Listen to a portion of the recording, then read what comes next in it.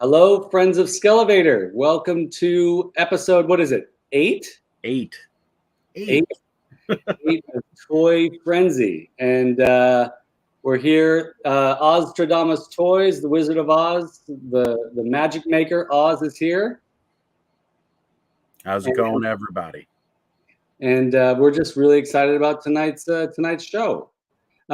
We've got Mr. Blake Wright waiting in the green room. While we're just going to briefly say hello to the folks that are in the chat.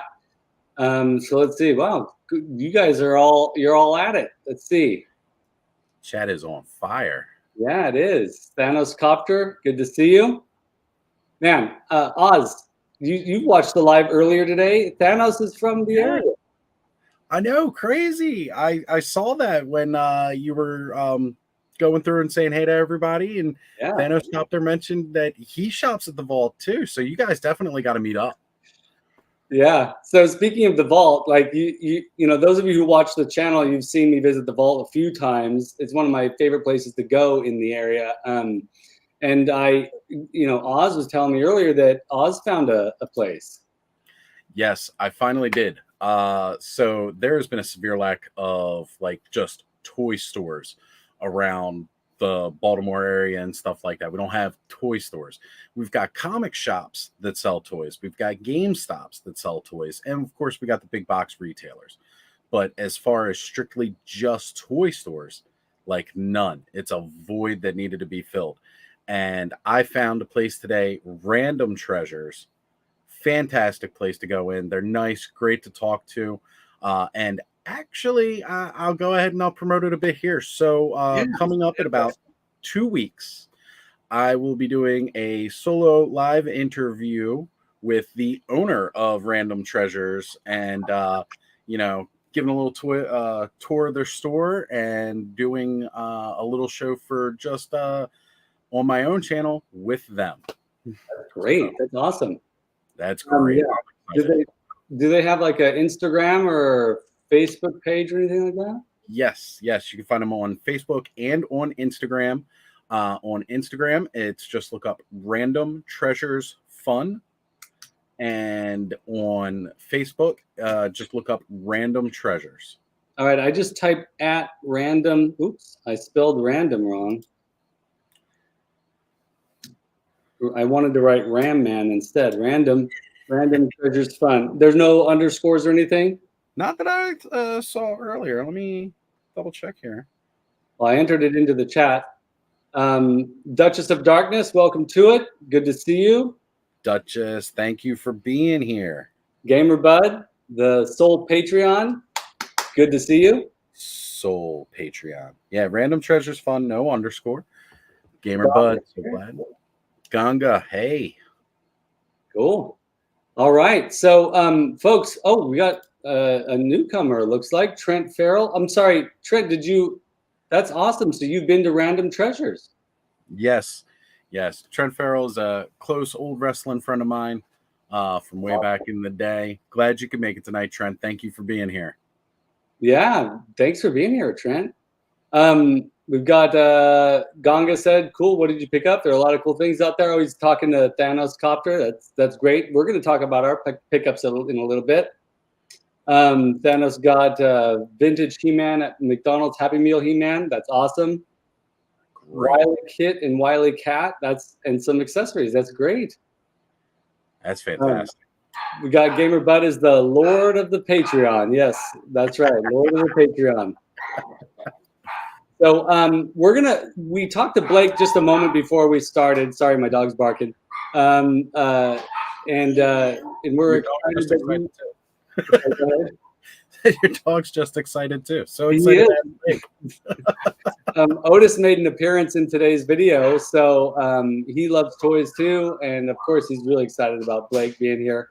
But yeah, we spoke to Blake briefly and asked him if he wanted to be part of the talk about our finds for the week, and he did. So what do you think, Oz? Should we go ahead and introduce Blake? Absolutely, yeah. Let's bring Blake in. Yeah. All right. So Blake, welcome to it. Hey, Blake. Thank you, guys. I appreciate it.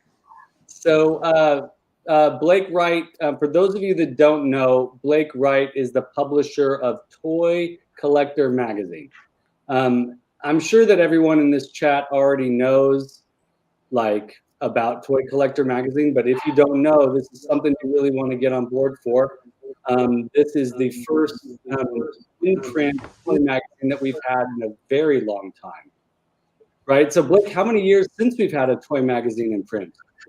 I think the last one went out in 2014 or 2015, somewhere in there. No, Toy Fair went away in 2011, 2012, and then Toy Marts and Lee's followed a few years later. And there were some others like Toy Shop and Playthings, and they all kind of, I guess, frittered out around the same time. But yeah, it's been, it's going on a decade that we haven't had a print toy magazine dedicated to collectors, in circulation. Yeah. So yeah, I'm happy that happy to have one back, even if it's me, having to do a lot of the heavy lifting here.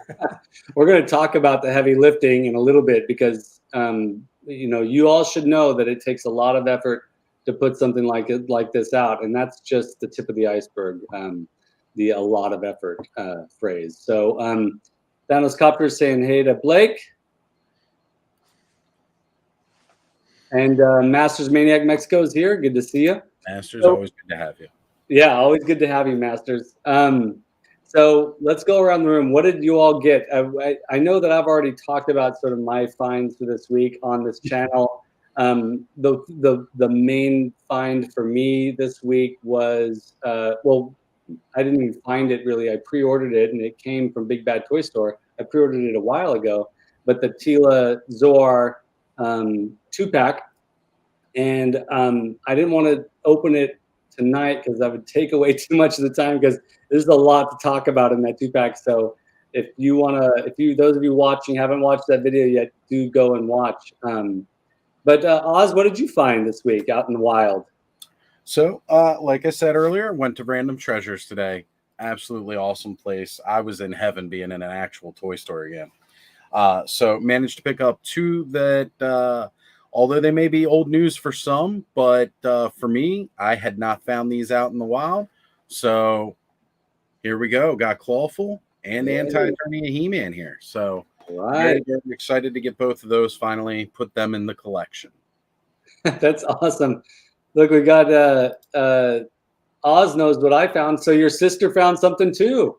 My sister must have been inspired from watching the episodes of us, and she went out this week. She messaged me, I think it was Tuesday or Wednesday, she had messaged me, and she ended up picking up a Sorceress figure this week. Found it at a flea market, $10. She asked about, like, is that a good price kind of thing, and I told her, absolute steal. Wait, and she managed vintage or origins? Origins. Oh, okay. Origins. Hey, vintage is $10. What? Right. Now, so she managed to pick that up, and then she actually picks up something for me as well that once that arrives in the mail, I will go ahead and be showing that off on a future episode. Ooh, that's exciting. That's exciting. Hey, this is really cool, folks. A friend of mine from a long time ago, Major Issues Comics, is here, and he's calling me by my true name, Ronald. So good to see you. Thanks for being here. Good to see you, Major Issues. Glad to have you. Yeah, welcome to it. All right, so Blake, what did you find out there? Well, since this is kind of a He-Man thing, it wasn't this week, but there was a toy show in town a couple of weekends ago, and I picked up Sunman. Yeah, awesome figure. We're big fans of really Sunman, cool. And I'm looking forward to finding the rest of these in the line. I really think it's a really cool subline and a neat thing that Mattel did, bringing it into Masters. But my real collecting, as far as He-Man is concerned, currently centers around the kids show on Netflix. Oh, I love that toy line. Oh my God, so much fun. And so recently I got Mosquitara. Nice. Did you have to order her, or did you find her in the store? No, this was Amazon. Okay, yeah. So I haven't opened her yet, but I did open Adam. Hey, you found Adam too. Another Amazon order. Yeah. Excellent. So this caught me up, except now I understand the Sorceress is showing up, and there's a bigger Skeletor and a few other things that are showing up in kind of the open crate packaging. Yep. Yeah. So I'll have to go out and find that now. But I have the rest of them over in the case. I just think whoever's doing this show is just lights out.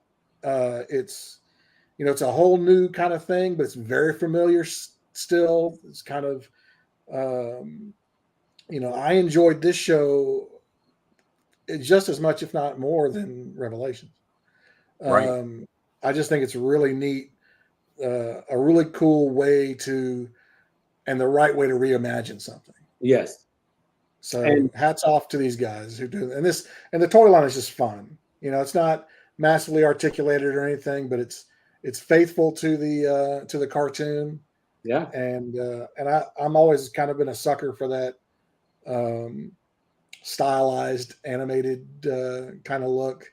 For sure. Which is why I collect these mini epics from the Lord of the Rings. Oh yeah. Yeah. Because it's the kind of the same thing. Yeah. So that's the He-Man stuff I got that's new for sure. That's cool. Oz and I are big fans of the CGI show. I've been open about how I was thrown off by a few things when I first started watching it, but man, it's just gotten better and better and better. And third season just floored me. And Merman in that third season was just awesome. Really looking forward to the Merman figure. I saw it, I guess, at San Diego. Yeah. So yeah, we're really looking forward to that one. So we got collecting classics showing up. That's great to see you here, Ray. Ray, good to have you. Good to be here. I mean, good to see you here. But yeah, so I want to just go back to the CGI really quick and just say that Merman that they announced at PowerCon looks amazing, and because they showed that Mossman during not PowerCon at the San Diego Comic-Con, they showed the Mossman. He looks great too, so I'm excited for. We're all assuming that's going to be a season 4 where we get to meet Mossman, hopefully. Yeah, I think that will likely happen because I think it's been a good show for Netflix. Yeah, for sure. So Revolution, we haven't had any announcements for Masters of the Universe Revolution, but you said you liked Revelation, Blake, a little bit, but not as better. I thought it was. I thought it was fine. It's a different take, on the classic stuff. I mean, but I was fairly old when He-Man was on, when Masters of the Universe was on television. Yeah. So I didn't have a whole lot of ingrained loyalty to the old show or any of that kind of stuff. So, but I can appreciate what everyone's doing. I have enough affection for the show that if anybody wants to do anything, I mean, I would love to see another movie, a live action movie. Oh yeah. And I think they've been trying to pull the string on that for a while and just haven't found the right mix of writers or directors or what have you to do it any justice. Yeah. But maybe one day. One day, hopefully, yeah, for sure. I see you got the speaking of movies, one of my favorite movies of all time, American Werewolf of London. You've got that back there, the NECA. Yeah, the wolf. He's over here. I actually picked that up for $20. I was very excited. Beautiful. Oh, that's great. Yeah, because I've never had. I didn't pick up the old. Who did the Kessler Wolf before? Did someone do one way back in the day? I thought somebody did one before, or was going to do one. I think it was McFarlane, part of the movie Maniacs line. Maybe that. The one I'm really looking for is the Toonie Terrors one. I see pictures of. Yes, I love those. coming with Meatloaf Head Jack or whoever it is. Just it looks great. It looks so amazing. I'm looking forward to that one too. But yeah, I was very happy to pick that up for what I got it for. I really love the Toonie Terrors line. It's really great. Yeah, I collect that too. Again, that's my whole affinity towards animated stuff. I love the way I'm being kind of picky with that because not a lot. Some of those properties I don't really have any affection for. Right. Like I didn't pick up the Captain Blake from The Fog. I didn't need him or whatever. But all the classics, Leatherface and Freddy and all that stuff that came out and and that sort of stuff. All that stuff was slam dunk. I think the last one I picked up was Elvira. She's nice. Oh yeah, I haven't seen her. For Elvira. Yeah, that's great. She looks great. They had a is it like kind of like how Target does like those different almost like loot crate things? Like they had one for recently. They did one for Elvira where they have an exclusive of her in a red dress. Yeah, she's in like a red sparkle dress. It's really cool. I actually saw that at Target yesterday, and I was like, I left it there. Trent says his latest pickups for the Transformers Legacy Elita 1, which is fantastic. That's cool. And the core class Skywarp. Awesome. Yep. That's great. We got a new viewer, Shiny Happy Becky. Welcome to it. Hey, Becky. Good to see you. Thanks for being here. And Nolan's here. Cheers. Nolan, good to have you. Yeah, good to have you back. Cheers with you. Arizona tea. There you go. Black coffee. And Blake's got a beer that looks delicious. So, all right, let's. I'm going to go ahead and add the photos that you sent me, Blake, to the screen here, and we'll go ahead and talk about what we got going on because Oz and I really want folks to get on board with this magazine that you have started, and we want to hear everything you have to say about it. And I do want to mention that occasionally, folks, those of you who are watching, do feel free to comment in the chat if you have any questions for Blake. I'll go ahead and post them up here as we're talking and get to those questions as we can because I know that you're all toy collectors in one way or another, and so I know you're interested. And so this is the cover of issue 1.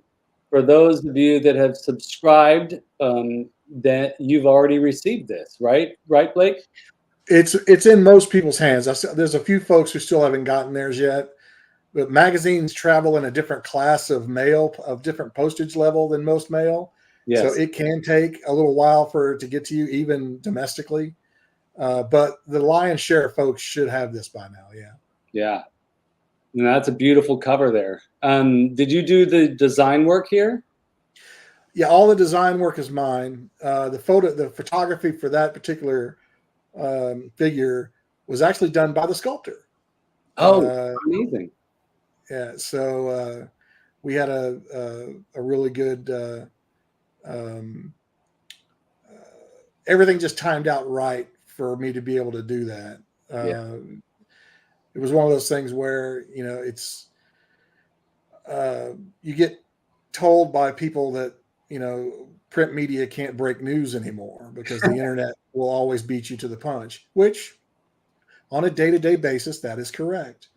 But occasionally, if you play your cards right and the timing falls proper and with a little bit of luck, you can break some news. And so there you go. You got a Gargoyles reveal for a figure that's probably not going to be out until the second half of next year. Yeah, that's amazing. And when I saw this, I was like, I have not seen that figure yet. So that is genuine news. That's awesome that you're able to do that. Yeah, I mean, it takes, just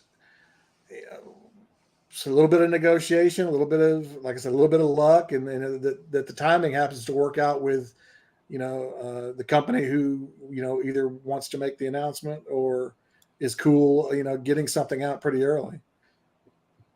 We've got a new person who has joined us, Des REF Ann. I'm not going to try to pronounce that. Shout out to the Toy Collector and the Toys That Time Forgot. Yep, that's right. Definitely. Now, Thanos Copter, how did you get the scoop on that? I believe that Blake already answered that question, and so that's great. Yeah, I mean, I basically reached out to NECA and said, hey, and they knew I was doing the magazine well before Yeah. a lot of people did. I've been friends with Randy Falk for a very long time. So it was like, hey, do you got anything that, maybe we can splash on the cover? And, he said, well, we've sculpted a lot of these gargoyles figures we haven't announced yet. I'm like, okay, well, who do you got? And he told me, and I said, ooh, can I have Coldstone? And he said, yeah, sure. And so we did. I mean, it was really that simple. We had to, make sure that we had the proper photography and that the figure was finished and, met with approvals from from Disney and all that stuff before we could move ahead on it. But, that was in hand pretty quickly. And then, the company would go to Disney and say, hey, this is how we're going to actually announce this next figure. We're going to do it in this magazine. And, everybody was fine with it. So that's how it worked out.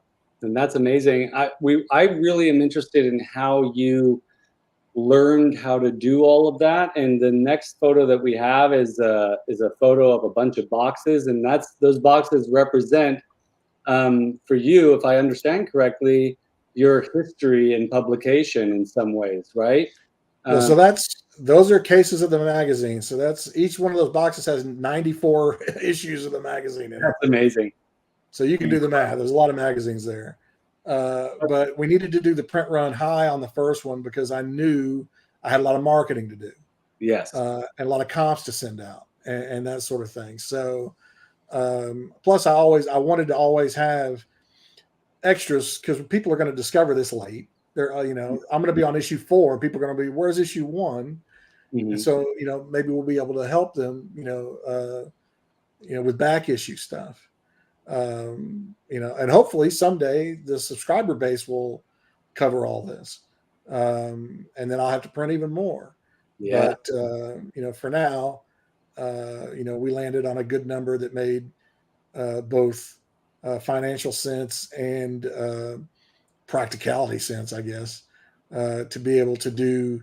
Plus, I'm going to end up doing shows and that sort of thing where I'll be able to sell the magazine, in person. Yes. Along with the books, the Toys That Time Forgot books. So it's kind of an overall wanting to have enough material to be able to send out to interested parties, as well as enough backstock for it to make sense financially. Well, I have 2 questions based on what you just said. The first question is, will people be able to order back issues from you? The back issue situation will not come through me. It will go through Big Bad Toy Store. Oh, that's great. That's awesome. So Joel, they've elected to carry single issues of the magazine. So I just got a purchase order from them yesterday because they had it up on their website for about a week. And so I'll be sending them magazines sometime probably early next week. And they'll get their existing orders will get fulfilled.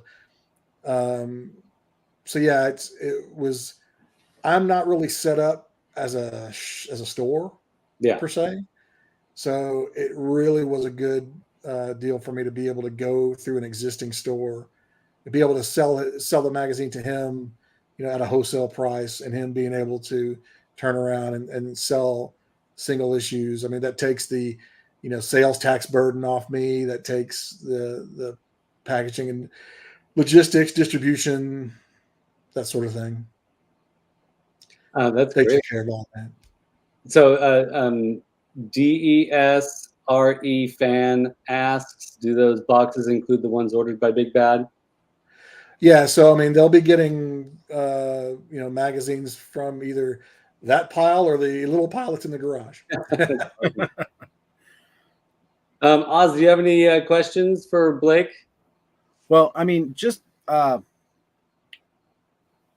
overall right now, what made you decide in this digital age to really get into the idea of publishing and putting out the print magazine?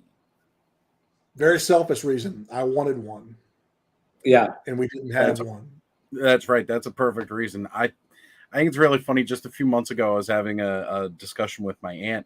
She has a lot of like these floor plan, like housing magazines and stuff. And I mentioned to her, I was like, you got all those magazines around but you got a computer right there. If you want to declutter, you could always get rid of those magazines. And it was like later that week, I think I saw you on, it was Toy Geeks, of course, on Geek Dad Life. And I saw you on there. Yeah. And it had not dawned on me, because I used to be a big collector of Wizard Magazine and Toy Fair, back in the day. And it had not dawned on me just how much I missed having that physical print issue of a magazine in hand to get my news versus just pulling up a website. Yeah. Yeah. It's one of those things where I would walk into a Barnes and Noble and I would see 5 titles on marijuana, or 3 titles on die-cast cars or model trains or sewing quilts or what have you, but nothing for the general toy collector. Right. And I just thought that was, in this day and age where nostalgia is riding so high, there's never been more collectors than there is today. There's never been more little independent toy shops popping up than there are today. It just didn't make any sense.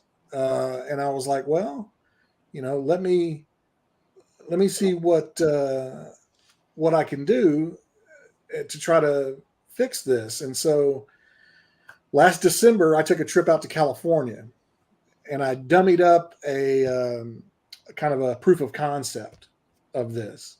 And I took it around to as many toy people as would have me, basically, and pushed it across the table to them and said, talk me out of doing this. Kind of like what I did with the books. So talk me out of doing this. Yeah.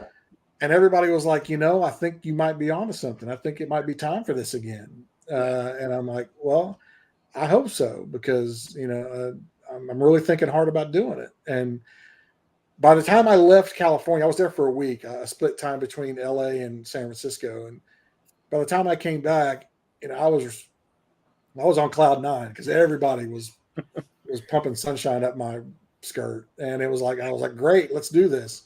Yeah. And I will say that everyone I visited with who promised to deliver something to me if I went through with this has delivered it. So it was one of those things where, I couldn't ask for anything more. One of the problems I thought I was going to have was advertisers, because, toy companies haven't had a toy magazine to advertise in 8-9 years. Yeah. Right. So I was scared. I was a little worried that, advertisers wouldn't come, especially when you're talking about an evergreen project. When I'm sitting in front of these people, I say, I can show you 0 subscribers. I can show you 0 distribution, and hi, give me X amount of money for a full page ad. Usually that gets you laughed out of the room. Right. Yeah. But I think between the credibility I built delivering the books after I wrote them, plus the fact that I know some of these people personally, plus the fact that I think there was a genuine nostalgia rush about having a magazine back, in circulation, people were just willing to give it a shot, and I thank them wholeheartly. Well, I think part of why they're willing to give you a shot is because of the work you've previously done. And see, DESREF fan, RE fan, has been a supporter of yours since the Toys That Time Forgot. Yeah, since the first book. Yeah. Yeah. So tell us a little bit about the Toys That Time Forgot, because I'm pretty confident some people in here that might be new information for them. And right. That's part of the reason why you have garnered such credibility. So about 7 years ago now, I started on a journey to gather information about unproduced toys. So toys that made it to a certain part of the production process, but for whatever reason, never made it to store shelves. And there's a whole backstory to that, but let's just start there. Yeah. And initially, it was going to be a tack on to a magazine, to a digital magazine project that I had going on. It was going to be a PDF that you could download from the internet. But the more I started looking into it, and the more stuff I really uncovered, it decided it needed to be more than that. It deserved to be a book, and somebody should really do this. And so it was like, okay.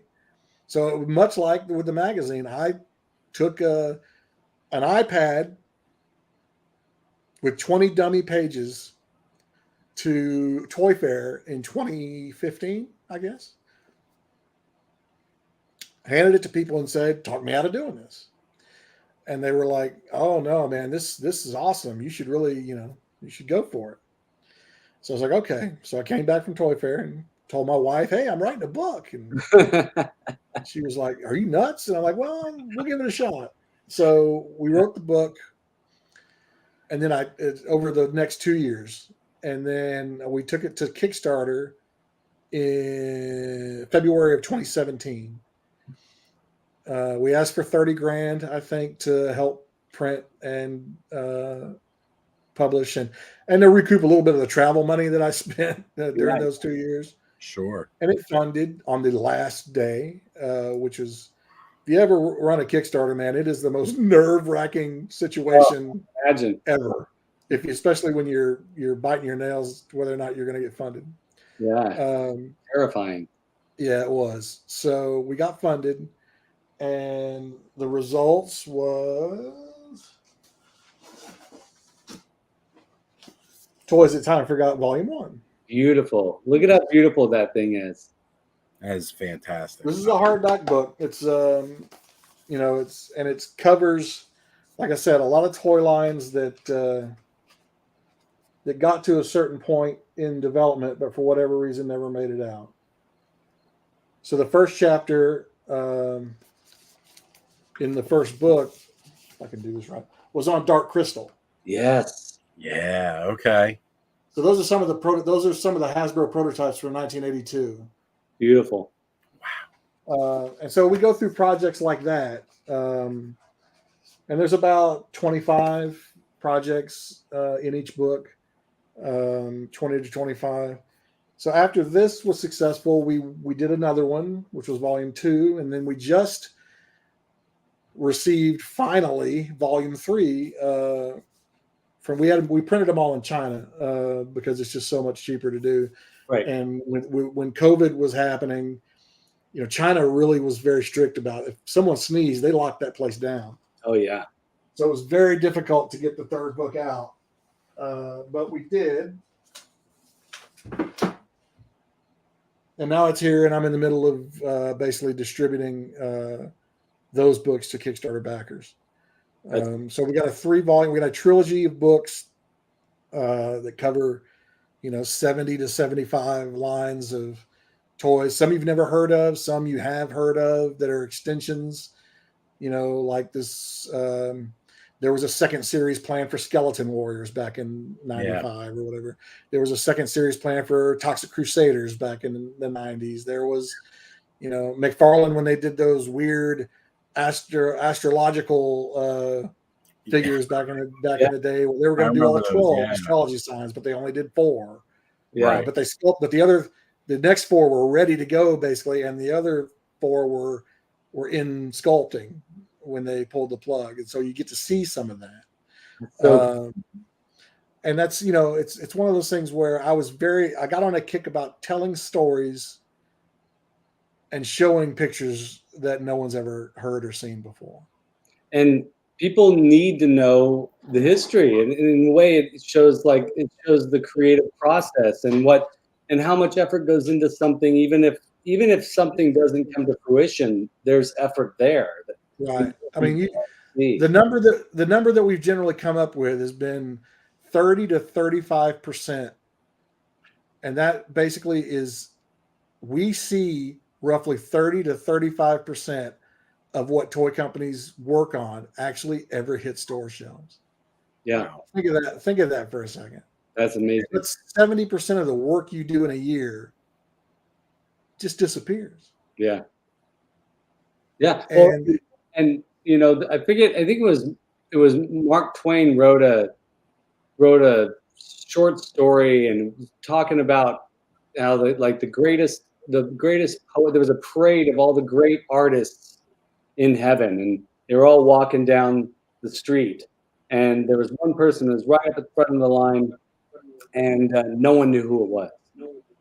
And that's sort of the thing that I think of a lot, which is that that when we start a creative endeavor, or we start going down a path of some sort of engaging with the world in some way, some are going to notice, some are not going to notice. Some ideas may not make it to the surface, which is exactly what these books are about.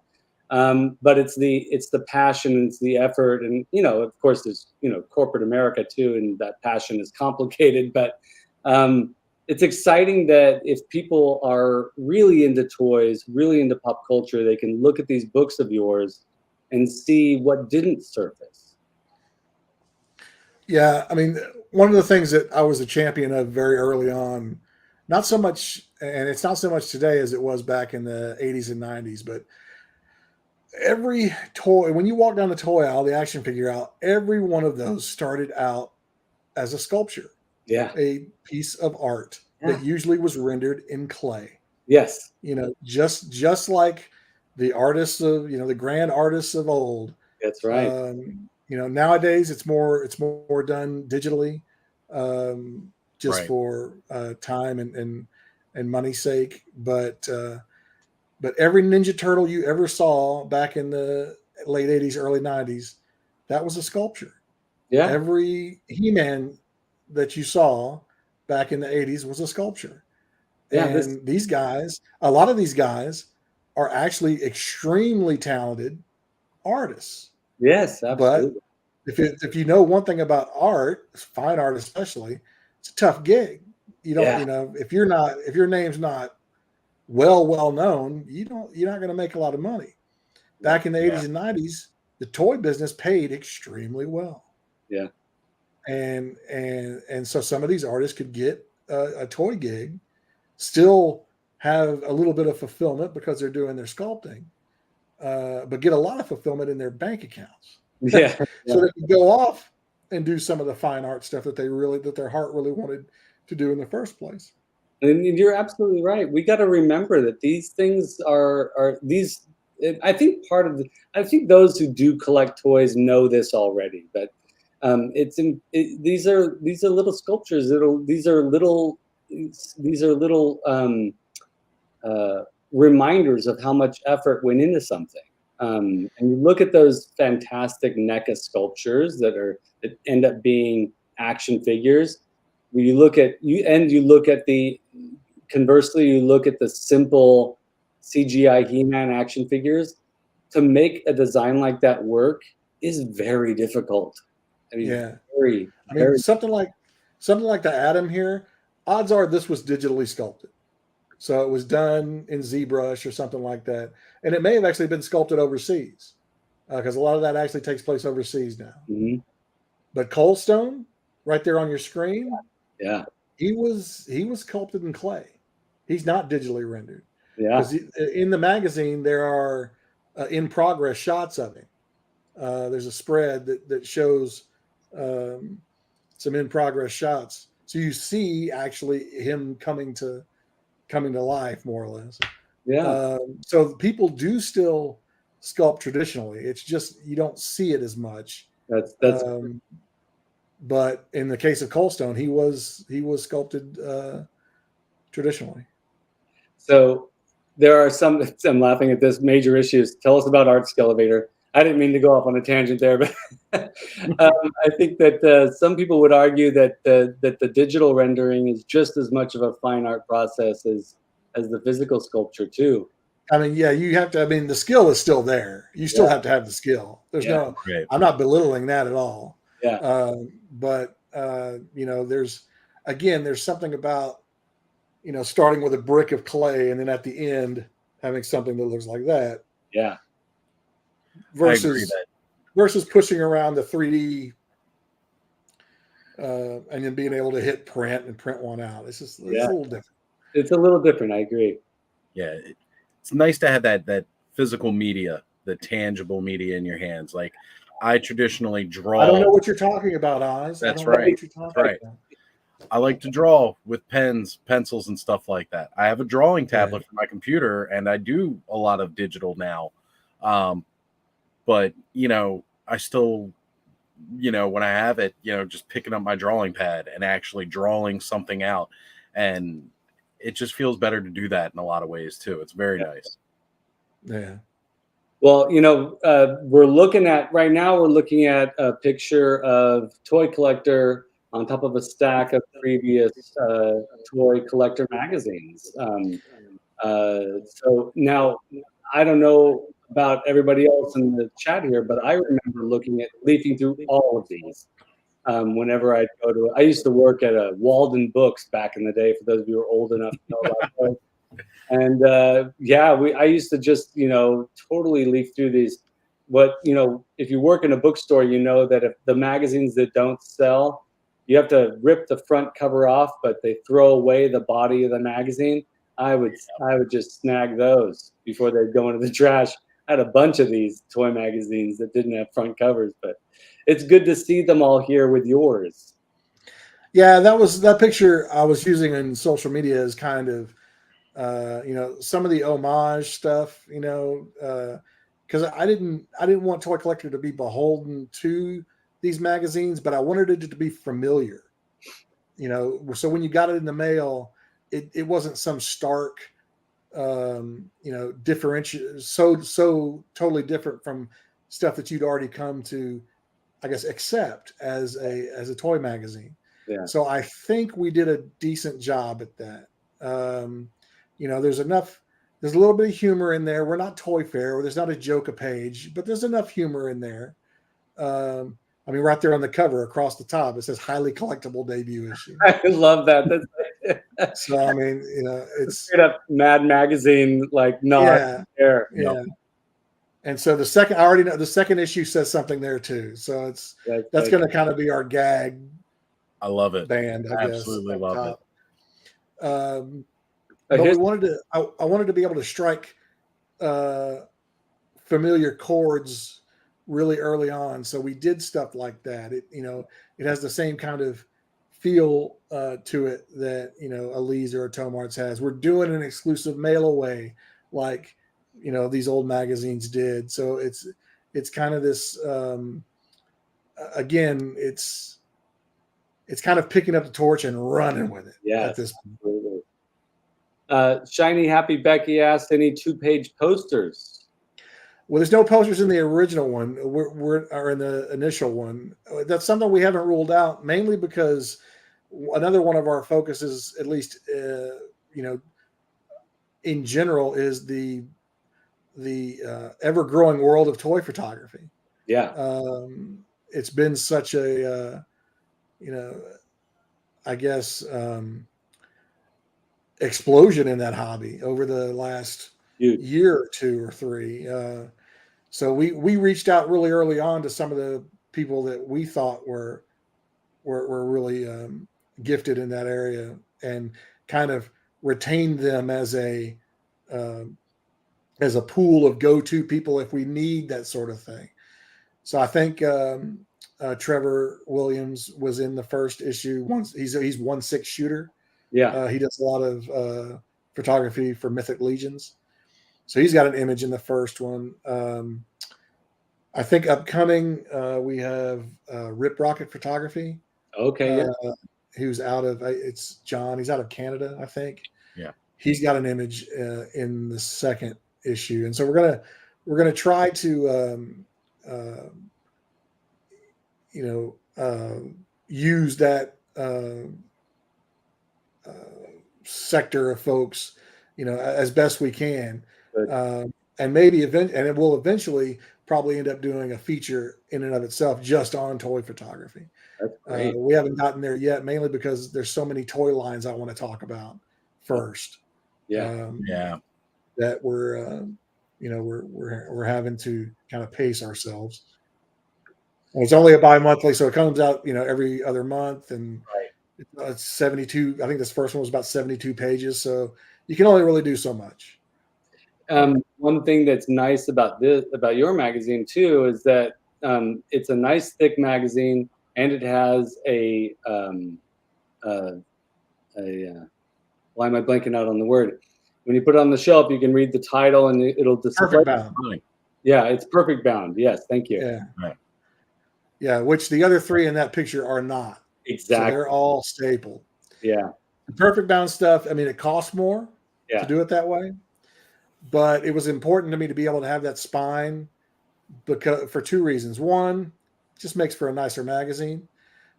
Two, I wanted to be able to put the highlights of the magazine on the spine, so when you do look at it on the shelf, you'll say, "Oh, that's the issue with the gargoyle stuff in it." Pull, or that's the issue with this, that, and the other. That's the one I want. Yeah. Without having to pull them all down and flip through the. Not that I want to discourage that, but at the same time, it's just a quick reference point for you to be able to. Oh, that's the Comic-Con 2022 photos. Yeah, there was something in there, and you'll just be able to pull it down and look at it. Yeah, that's important. The accessibility. A collector loves accessibility, right? That's awesome. Two questions for you. The first one's from Gamer Bud here. Will this magazine cover new and old toys? Yeah, both for sure. That's awesome. I mean, it'll cover new toys because that's what my advertisers want me to do. Yeah. Plus that's I want to do that as well. Yes. But if you want to get down to the reason you have to have new toys in there, it's because you won't have advertisers if you don't. That's right. And old toys are mainly because that's a lot. The lion's share of people who are flipping through these books are probably retro toy collectors. Yeah. So when you have a line like Gargoyles, you see right there on the cover it says "From NECA to Kenner." So we actually talk about the new stuff, and then fade back in time to when Kenner was doing the line.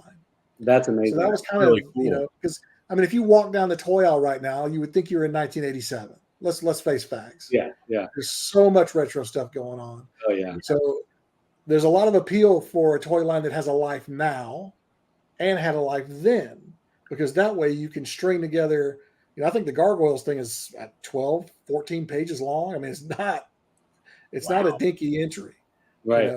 And it's chock full of imagery and words. Yes, words. You have to read a little bit. You want to get the information. Back in the reading, folks. Yeah, but at the same time, I'm passionate about telling stories. Yeah. And if I can tell you a story you've never heard before and put a smile on your face, I won. Yeah. That's my thrill right there. So, this is the medium that's going to allow me to do that for toys that we all played with as kids. Whereas the books were the medium for me to do that for toys that we didn't get a chance to play with as kids. Right. That's great. Great answer to that question. And it's funny. We'll get back to you, Thanos Copter, but Gamer Bud, that didn't click in my head from NECA to Kenner. Yeah, well, it's okay. we're all learning here. And real quick, also, Major Issues Comics said once you get past 48 pages, you need to go perfect bound because staples won't hold. I think Major Issues Comics has some experience with magazines, and so that's maybe where that knowledge comes from. Over the years, yeah, I mean, the stuff is probably going to fall apart, but those magazines, Toy Fair and Lee's and Tomart's, they were all over 48 pages with staples. Yeah, they just won't hold up. It's hard. Yeah. Over time, the staples will just kind of, the more you tug at it, the more the paper will kind of the staples will eat away at the paper. For sure. So yeah, the perfect bound thing was a given from day one. We were going to do it that way. And it just looks nicer on the shelf. We all can agree to that. Another question from Thanos Copter here is, have you reached out to maybe some people doing box art for exclusive posters? So I guess this is piggybacking off of the 2-page poster concept. Yeah, box art, I would love to be able to go back and in time and get something done from Ken Kelly. Unfortunately, Ken just passed away a few months back. It hasn't been that long ago. another reason I did those books when I did them. If you were making toys in the 80s and you were 30, you're 70 now. So we're going to start losing these guys. We've already started losing these Right. guys. Yeah. So if you can't get a microphone in front of them before they're not here anymore, stories are gone. Yeah. And they're never coming back. So that's why it was imperative for me to get that done when I did. Yeah. I mean, I missed out on a lot of stuff. There's been books and projects that I've wanted to do. You know, I was a big video game kid when I was little, which means, you know, I played with Atari 2600s and Intellivisions and all that stuff. And then, you know, when I found out that Keith Robinson died, who was the father of Intellivision, he was 61 years old. You know, so that was like, well, there's one interview I'm never going to get. Yeah. You know? Right. So it was just, you know, it breaks my heart. And we just lost, I mean, even in the magazine, this first issue, the last page of the news is about two industry folks that passed away on us. One at 59, one at 60. Yeah. I mean, it's horror. It's just, I mean, it's a fact of life. And, you know, but that hits really close to home for somebody who's 53. Yeah. You know? For all of us that have been collecting toys since the 70s and 80s, like, you know, all this news is something we need to have, that news to remind us that life is fleeting and we gotta enjoy as much as we can of this thing that we love, right? Yeah, and sometimes people forget that there's human beings behind all this. Right. Oh, yeah. So not just corporations. So true. So that's, you know, it's important. I'll keep putting, you know, if people pass away who deserve, you know, the mentions, you know, high up, I'll keep putting obituaries in the magazine just because, you know, they deserve to be remembered. For sure. I agree. I absolutely agree. I think that's a wonderful thing you're doing, actually. That's fantastic. Yeah. And, you know, you're honoring people in multiple ways here. You've got an article, and I love that these illustrations of the people that are featured here are very reminiscent of, like, the New Yorker or Wall Street Journal. If you remember, this was a crazy Facebook thing from about 12 months ago that they were some random Chinese app popped up that probably took all their information. but it was doing these kind of, these like weird pastel kind of things.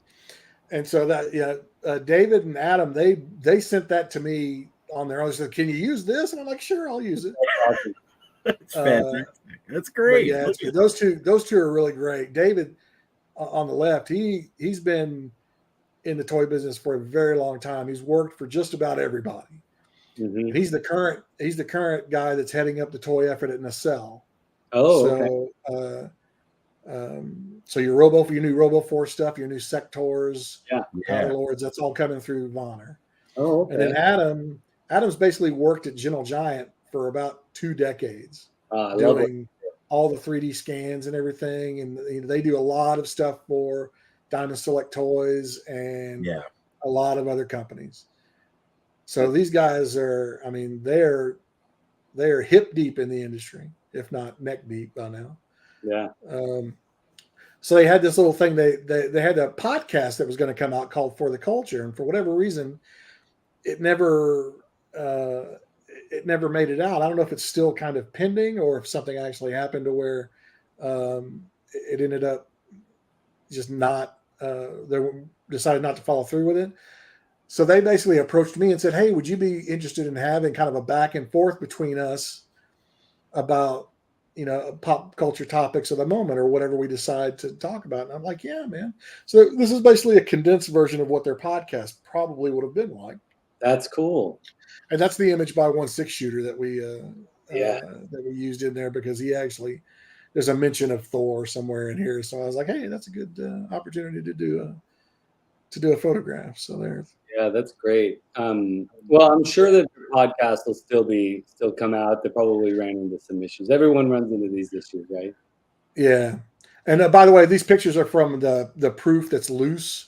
So if it looks like the pages are all janky, That's because all these pages are loose. I just put them together to take these photos. That's good. You hear that, folks? That's the pages will not fall apart on this magazine. Yeah, the magazine is very much put together. It's not, none of it's going to come out. Yeah. You see? Can we see the magazine? I'm going to close out the slides one more time, and let's have a look at this thing. I'm going to just remove the slides here for just a moment, and I'm just going to let's see. No, here we go. No, I can't do that. Here we go. I guess we'll just have to do it this way. No, I want to have you featured. How do I do that? Anyways, I can't figure it out. But yeah, let's have a look at your magazine up close in the screen here. Yeah. Can we see the spine? Oh, that's great. Is it good? This one. Is that a good one? There we go. Oh yeah. Beautiful. See, I love that. Like, yeah, again, I remember one of the first magazines I ever collected being Wizard magazine, because I was heavily into comics, early 90s. And having that Wizard magazine on the shelf with a spine that I could see, it had all of them stacked side by side. And it is great that you have that accessibility that you can just grab, exactly which one you're going to pick for whatever article it is you're specifically looking at, because you remember those things. Yeah, and it is small because it's the spine is small, but so it says Toy Collector Volume 1, Number 1 right there. Wonderful. And then it goes Gargoyles, Longbox Heroes, SDCC 2020 right there. Yeah. And then just the www.toycollector.com is right there. Nice. So that'll be kind of the thing that you'll see going forward. We'll have the same. The logo will change colors, so it'll change colors over here too. Right. And it'll have the highlight, whatever the highlighted features are along the spine. So we did. We had fun with like the welcome letter. If I can get it over here. Fantastic. Yeah. So Spidey's actually saying, "Sweet Lou Dunbar, a print magazine in 2022. These guys are nuts." Very cool. Who got the back ad? The back page is Big Bad. Oh, there you go. Cool. There it is. That's awesome. So inside front is Super 7. Very good. Loyal Subjects is front there. Then we have a toy store just north of Cincinnati called the Toy Department. Oh yeah, I've heard about them. Yeah, is there. And then Longbox Heroes, which is a new toy line that's coming out from Toy Otter and Fresh Monkey Fiction. And then there's a couple of half-page ads from Diamond Select. There's another really good picture of Coldstone. Oh, that's beautiful. Next to the table of contents. Yeah. There's a show in Dallas. I'm in Houston, by the way, so I'm in Texas. There's a show in Dallas called Retro Expo, so they did a half page. And I want to get more shows involved too. That would be really cool. And then, of course, the back page is Big Bad. Inside back cover is Playmates. Oh, nice. There we go. So it's great that you're. It's nice that you're excited about including advertisements for events that are coming up or happening, because that's part of the document of the era, right? Like to see like what is, to be able to go to a back issue and see, oh yeah, I remember when that was happening. Yeah, so I mean, I really think it's a good outlet for shows, for cons to advertise.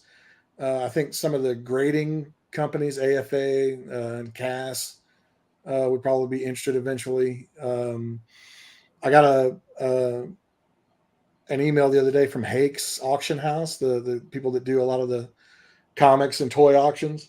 Yeah, they were very excited about. I sent them a copy of the first issue, and they were they fell in love with it right away. So we're working with them to get them inside future issues. So yeah, we're as much as I can get, if I can get to a point to where ad revenue is paying for the printing of the magazine, Yes. that's a great place to be. Yeah. So we're working towards that end. But again, you got to remember, starting out from zero. Again, I can show these people I got zero. Yeah. I got zero distribution. I've got zero subscribers. So the pricing had to be modest to start, because you want people to say yes, and you've really got nothing to show them, but you're pleading puppy dog eyes, which I don't really have. So like I said, I was very, very humbled by the response from the first batch of advertisers. That was very cool, very, very cool. And it'll continue, because they're feeling it, and I think as people gain knowledge about this publication, other people will come to you. Yeah. And the other thing, there's no Hasbro in there, there's no Mattel in there, there's no McFarlane, there's no Funko, there's but these guys will, they have to get used to the fact that this is back. Yeah. And right. and they'll have to be happy with the numbers eventually, when I can show them meaningful numbers. Yeah. But for something like a HasLab, perfect. It's a perfect. Yeah. Mattel Creations. So when Mattel Creations does their Eternia playset, perfect. That's right. So are you Mattel on Hasbro? Do what? Are you listening? Well, I hope they are. Listen up, folks. Yeah, that's you're absolutely right. I could see a one-page layout, promoting the Mattel Creations Eternia playset. Yes. Yeah. I mean, I've discussed this stuff with people inside the companies. It's just it just hasn't been the right people yet. Right. But we're getting there. I'm very hopeful. I mean, I've got, projections basically all the way where I want to be at, once issue 3 is out. I want X number of subscribers. I want X dollars of revenue coming from advertisers. And then, going forward, after the first year, I want this, this, and this. So right now we're trending in the right direction. I just need more people to know about this. I need visibility. So, so I do podcasts like this. I'm going to try to do more shows. I'm heading to Designer Con in November out in Anaheim. I'm going to have to miss New York Comic Con because it interferes with a day job. And oh, by the way, I have a day job. This isn't my day job.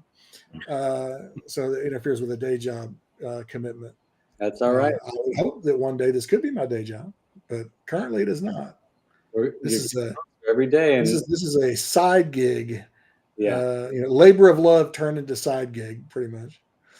Well, we're willing to help you out any way we can. We definitely, I know myself, like I got really excited watching that episode of Geek Dad Life where I found out about this. Yeah. And so I immediately got very excited in talking with Skele Vader about trying to have you come on our show, because this is something I can get behind. This is like something I feel is required. Like you said, the nostalgia level's high right now. What better way to bring this back, than in the current climate? The joke I've been telling, I was just like, what? The nostalgia wave is riding so high. Let's ride this thing all the way to shore and see how many people are nostalgic for actual paper, as opposed to anywhere else. Well, thank you, Thanos Copter. I hope I do too, but unfortunately, I'm probably going to have to keep it because of A, my age, and B, I need insurance. Absolutely. Yeah. Well, guys, if you're in the chat, definitely get behind this. Get out there. If you haven't already subscribed to the magazine, please jump on and subscribe to this. This is a great product. Yeah, so you can go to toycollector.com. There's a link there to the subscription page. Yeah, it's $69 a year for 6 issues, so it's about $11.50, I think, or $11.25 per issue. which is a savings off of the $14.99 cover price. If you want just to try it out and get a single issue, that's where Big Bad Toy Store comes in. Yeah. You can go buy a single issue from them for $14.99, which, you know, I don't begrudge anybody to want to give it a sample and just to see if it's something that they'd be interested in. The people who have talked to me about the price, you know, I basically said, well, I mean, we live in a world, unfortunately, where everything's just more expensive. Yeah. That's right. So basically, I'm asking you to pay per magazine what half of a current Marvel Legend that you can no longer see costs. Bingo. That's Bingo. That's how I've been putting it lately. Yeah. So Good people way go, to put it too. it gets people thinking like, well, like, he's got a point. That's right. I spend that over a month or two. Yeah, for sure. On things that they may even, you know, that they may not be able to go back to and discover new things in, which is the great thing about magazines. I mean, this is definitely, you know, this is definitely a reference, a piece of reference material. It's not just something that I'm hoping people will, you know, this isn't something you flip through at your dentist's office. This is something I want people to, again, just like with the books, you know, we made them, you know, a higher quality because I wanted people to be proud to have them in their collections. I want people to be proud to have this magazine in their collection. That's right. And so it's reference material. And also I've stayed on this page for so long because this is an article about the fandom, right? So it's about Star Wars, actually, because I mean, it's, you know, Gus Lopez, who's a very well-known Star Wars collector, wrote this. Basically, this was his wrap-up of Celebration this past year, and about the camaraderie and, you know, everything that took place as far as toy collecting at the show, and because Star Wars fandom has been such a hot and cold thing recently. Yeah. You know, I think, you know, it was something that I really wanted to have in the magazine and to let people try to just strip everything away and try to remember why we do this. Yeah. Yeah. You know, remember that. I mean, I remember I was 8 years old in 1977 when Star Wars came out. Can you think of a better age to be when something like that comes out? Perfect. I went to the theater. I saw it. You know, I enjoyed the heck out of it. I saw it probably 3 more times before it left the theaters. And don't forget, back in 1977, once a movie left theaters, it was gone. Yeah, for sure. There was no VHS. There was no streaming. There was nothing. You would never see that movie again until it came on network television, sometimes 10 years down the road. Yeah. Fortunately, you know, we did get VHS and all that stuff, and so the story changed. But you know, like I said, back in '77, you had to see the movie in the theater. That's right. Or you weren't going to see it at all. That's right. So it was just one of those things where, you know, and I was transported. George Lucas did his job. I was somewhere else, and so that, you know, and Star Wars over the years has introduced me to so many of my friends. Yeah. Yes. You know, because we had that in common. That's right. You know, we had a collecting club back when the relaunch happened in '95. We had a collecting club here in Houston that at the peak was probably about 50 people strong. You know, and it was wonderful. We tried to meet at least once a month and exchange toys, you know, and exchange stories and check up on the families. I mean, the families would bring their kids. I mean, it was a great thing. There's somebody in the chat that was probably part of that. Gary Martin saying, I want to say hey to Blake. He's known for a very long time, which has been about half your life. Yeah, no, me and Gary go back a long, long time. Hello, Mr. Martin. How are you? He wasn't part of the club, but he was definitely part of the toy collecting community that I found myself hanging out with during some of the heyday of when this thing got, toy collecting got kind of a bump again in the late 90s, early 2000s, when you had companies like Palisades and Soda and those type companies had popped up and was doing just such bonkers work. It really elevated the art, truthfully. Yeah. Figures and then phenomenal. Yeah, and then we lost a lot of those companies because there was the big box implosion at retail. We lost a lot of retailers that carried their products.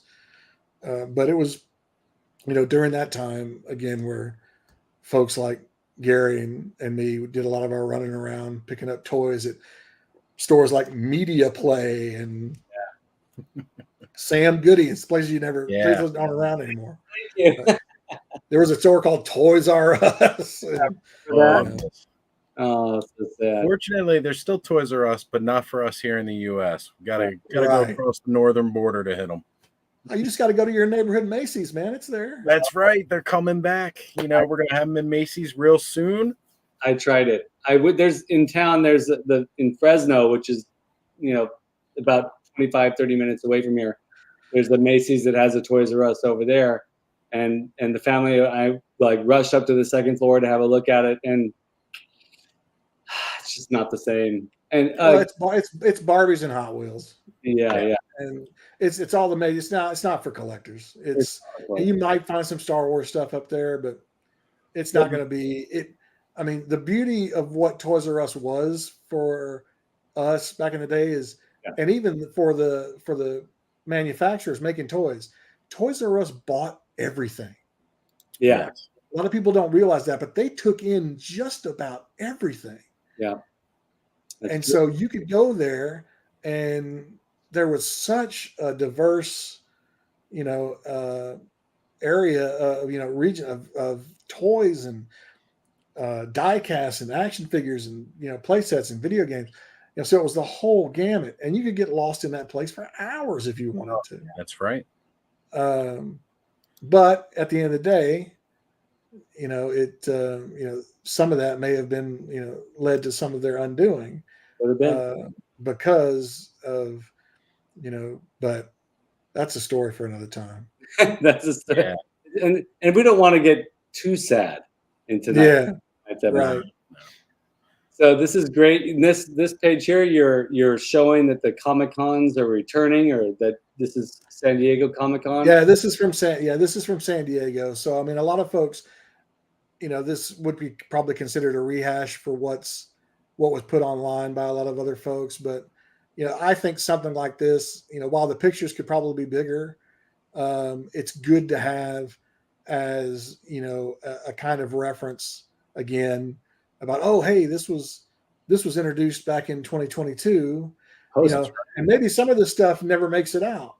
Yeah. And it becomes that kind of lost toy. It's always the time. Because they show stuff, sometimes far enough in advance where stuff, licenses get canceled for some reason, or, movies you thought were going to be made end up getting canned, or cartoons that were going to come up, don't get picked up. And so, I just think it's a good thing to have. Plus, the amount of photographs get put on social media nowadays from things like this. If you ever want an exercise in futility, go and try to use a search engine on any social media site. Yeah, no, it's good luck. Yeah, because if you find something there once, you better save it, because you will never see it again. It's so true, because everything's driven by that algorithm, and everyone that uses it has their own algorithm, and so you could see something. I've had the same problem. I don't know if you all remember, but when Instagram first started, you could see things in chronological order as you were scrolling through. People were posting, you could see what was being posted, even if it was somebody that you followed that you weren't necessarily 100% interested in all the time. But now it's like this, we're just going to show you what you've been looking at or liking the most. Yeah. And I don't really like that. Yeah, I get that. It's the algorithms are in place to service the advertisers. Yes, absolutely. Exactly. So I mean, they're not there for us. by any stretch. Yet another reason to turn to magazines, because magazines, even though the content has been curated, you are the algorithm for what you want to look at. You choose, I want to look at page 15 again. Yeah. Yeah. So that spread right there, I'm proud of this one, because this is the gargoyle spread. Yeah. But that's an actual watercolor that I had commissioned especially for that. Oh, cool. Spread. So that's basically the road leading up to Wyvern Castle, Yeah. which was the castle that was featured Yeah. in the cartoon back when they lived in Scotland. That watercolor was done by a man named Russ Vossler. Russ worked for Varner Studios back in the day. Yeah. So he likely sculpted some of your favorite, Playmates toys for sure. Yeah. Back in the day. That's so. And I struck up a friendship with him during the writing of the books, and we've stayed in touch. And I remembered him being a fairly compelling artist. And so when it came time, I had this vision of this particular thing going across 2 pages. And so I reached out to him and said, "Hey, do you think you could do like a watercolor of?" And I explained it to him, and I showed him a picture of the castle. And he was like, "Oh yeah, I'd love to do that." And so there it is. Really neat. Very proud of that. I love the juxtaposition of the watercolor, or it looks almost like also like almost like charcoal, the texture of the paper. You can see the texture of the paper, and then that clean photograph of the action figure right in front of it. That's just gorgeous. And this was back before the magazine came out. I reached out to a bunch of different toy stores, as many as I could get the information for, and asked them if they'd be, kind enough to host postcards, marketing material for the magazine. And Toying Around was one of the ones that said, "Oh yeah, sure." And so that's just a picture of their setup where they had the cards out where people could come and grab one. Because that was really important in the early days to try to get some of the early subscribers on board. For sure. We printed about 5,000 of those postcards and sent them to the 4 corners, basically trying to get drum up support, and it worked to a degree. That's good. And that's actually one of the things I wanted to bring up. I know you've mentioned it on other videos and stuff. So if somebody like myself, I just found a toy store today that I fell in love walking through the door with. And actually, right here, as we're doing this live stream, a friend of mine sent me the address for another toy store to tell me to go check out when I have time. So I'm planning on, making a trip out to them. And I know Trent Farrell, who was in the chat, he frequents a lot of comic shops. So for those of us that frequent these shops and, we want to start seeing, again, getting this magazine into stores where people can pick up an issue if they want to. I know you've said where we can go to let them know about placing orders for the magazine. So right now, as far as distribution, it is being distributed through Diamond. So comic shops, for sure, can go online right now into their Diamond portal and order issue 2. It's live.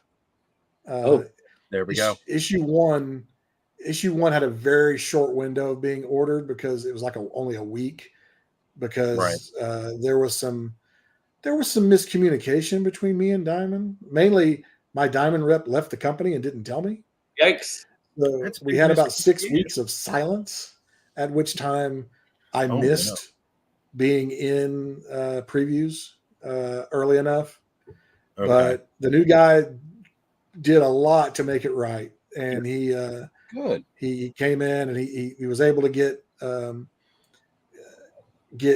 issue 1 on the new to order page for a week, and they put in a decent PO for it. People did reach out and order it, so that was really really good. So I know issue 2 is up now, and I think 3 is actually going to be the first one it actually makes it into the paper previews catalog. So we're on time again. We're on schedule again. Good. With Diamond. That's good. So you can order it through them. For a small toy shop that doesn't necessarily carry have a Diamond account, but still would like to carry the magazine, I can wholesale directly. Oh, okay. So I've done that for a few shops already. Okay. So if someone's interested in carrying, I mean, I don't know what the minimum would be, maybe 5. If you want to order 5 to have in your shop or whatever, yeah, just email me, and that's blake@toycollector.com. Yeah. And we can get you set, and we can get you set up with number 1 still, because we have plenty of them. Sure. So you're definitely, I'm going to be getting the word out on that, for sure. And I mean, I would love to be able to have the magazine front and center in some of these smaller shops. I think because I mean that's where the subscribers are going to come from, right? Yeah. They're gonna pick one up, and they're gonna say, oh well, heck, well, maybe we should just subscribe to this and move on from there. So yeah, I mean, anytime you're in a shop and if you start talking about the toy mag, you say, hey, you can wholesale this thing, and if you're interested in getting it in, that's exactly happy to do it. To say, like, everybody in this chat knows a local comic book shop, and and we even have a comic book collector here, Major Issues Comics, who actually presses comic books. That so folks that are interested in or know of comic book shops where they go to, or toy shops locally that they go to, let them know that they can just reach out to Blake. You heard it was Blake@toycollector.com. And no E, no, it's collector. Yeah, no O. Yeah, Skip no, the O at the end. And that's it's easy to contact them, and let your local stores know, folks. Yeah, I mean, for Diamond, for people with Diamond accounts, by all means, go through Diamond. Yeah, you're going to get a better deal there anyway. But if you don't have a Diamond account, yeah, just hit me up. We'll see what we can do. I have a question. Let's say somebody discovers you 2 months from now, and they decide to subscribe. Do they have an option to get those back issues as part of their 1-year subscription? Because of the way the subscription software works, it will automatically start them with the current or upcoming current issue. So if you come in in December, you're going to be on issue 3. Right. So that's why it was important for me to get the single issue sale stuff worked out with Big Bad, because now I can basically say, well, I don't have, I don't have, or I can't start you at 1, but I can point you to where you can get 1. Because I want them to be able to. I mean, there's going to be a time when these aren't going to be available anymore. Yes. Yeah. That's just point of fact. So that time ain't now, and it's probably not going to be anytime soon. But eventually, they will go away. So anybody that wants in and wants the run, well, I encourage them to get in early and to be able to go back. And I wouldn't wait until, subscribing for issue 4 and then hope you can go back and get 1 through 3. Right. Unless you want to go out to eBay and pay $30 for it or something, which I don't know that that'll happen, but who knows? It really takes me back to when I was a kid, and I was such a, I was a geek back then too. And I remember writing a letter to Starlog magazine to get a certain issue, writing a letter to them to find that issue and never getting a response, and how all that changed now. You've got, there's a support system, and even if it does show up on eBay for $30, right? That's still a way to get it. And it's such a cool time to have a physical thing, whether it be a magazine or a toy or VCR or whatever it is, that there are multiple ways to find it. And I know this is probably a question that people are going to ask you, so I'm going to go ahead and ask, but Amazon. No, Question. I didn't do Amazon with the books because I didn't need Amazon with the books. There you go. There you So go. I don't think I need Amazon with this either. I don't think so. I'd much rather have that money riding on my hip or Big Bad's hip than Amazon's hip. There you go. Good. This is coming from somebody who has a bunch of stuff in his Amazon cart right now, but but I don't see the need to involve them. Yeah. Well, it would, it's again, it's a matter of finding a way for people need to find this in some way, and if they're just dumping stuff in Amazon cart, which we all do, it's a little bit different than walking into a comic book shop and finding it on the shelf, or going to Big Bad Toy Store and ordering a back issue, or going directly to your website and getting a subscription, right? Yeah. So it's I mean, for visibility purposes, maybe Amazon would be a decent channel, but then you have to. It's almost like you have to think of. They would have to kind of stumble across it on Amazon. They'd have to actually be looking for it, and if they're looking for it on Amazon, well, then they should have been looking for it, on the website or on social media or whatever. I mean, we're not hiding. We want people to have this thing. I want as many people who want this. Now, I was accused early on in the books when I sold out of the first volume of keeping it from people. It's like, no, I'm not keeping it. Doesn't make sense. Why the hell would I keep it from you? I want everyone who wants one of these to have it. Unfortunately, the print run sold out. Yeah. So, but we're going to print more of them because apparently more people want this thing. Oh, so that's great to hear, because I know folks that are watching this right now are probably already on their phones, like looking up how to get the toys that time forgot. So yeah, so the books, I'll tell you right now, the books are all in stock at Big Bad right now. Oh, you heard it, folks. Guys, Big Bad 1, 2, and 3 are in stock, so you can go to Big Bad and buy them right now, and you're going to get them a lot quicker from them than you will from me, because I'm still working through the Kickstarter backers. Okay. And I'm not sending out anything that's not Kickstarter related until these Kickstarter backers get their stuff. I don't blame you. Yeah. So, folks, if you're an archivist, you're interested in current information about toys, Toy Collector magazine is there for you. And also, as you saw, there are articles in there that pertain to the fans, the collectors, and what's happening now, old toys as well as new toys. But also, if you're interested in toys that never made it to the shelves, the Toys That Time Forgot books are available on Big Bad Toy Store. So,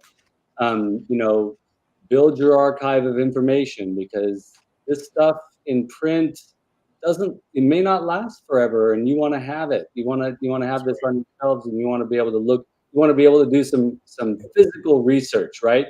Yeah. We don't want to lose the act of physical research. Yeah, and speaking of like Sunman, there is a Sunman article in here. Oh, that's great. Right. Yep. Yeah. So that was Pixel Dan actually wrote that for us. Oh, okay. Cool. See, and that's funny. We did our episode about Sunman, and I went back and rewatched his interviews with Wiley Eason, and then went to the All Mech Toys website and everything. And I think I'd just seen it a day or two ago that he posted a picture of his article in Toy Collector for you, and I think that's great. And so there's the spread on Coldstone. Wow. I'm going to go some of the in progress stuff with him. That's beautiful. And there it is, the artistry behind the toys. And then, because I told you we went back to the Kenner toys as well. So the next page, there's actually a paint master of the original Coldstone blown apart. Nice. Wow. And a proof card of what the packaging was. Beautiful. And then towards the back, we actually were fortunate enough to be able to photograph some of the original paint masters from the line. Beautiful. That's incredible. Man. So you guys are seeing this here, and Totally. if you want to have a better look at it, make sure you hit Big Bag Toy Store if you're already not subscribed, so you can get back issue number 1. That's right. And then in the back, I don't know how much value these really has because there's so many toy reviewers online nowadays, but I felt it was imperative enough to actually have some toy reviews in here. So we did one on the exclusive Plunderling from Comic-Con. Yes. There you go. And one of the Lightyear ships from Mattel. Fantastic. Very cool. And the third one was, the animated Beetlejuice from the Best Action. Loyal Subjects. Yeah, Loyal Subjects. That's it. Yeah. I keep waiting. Best Action.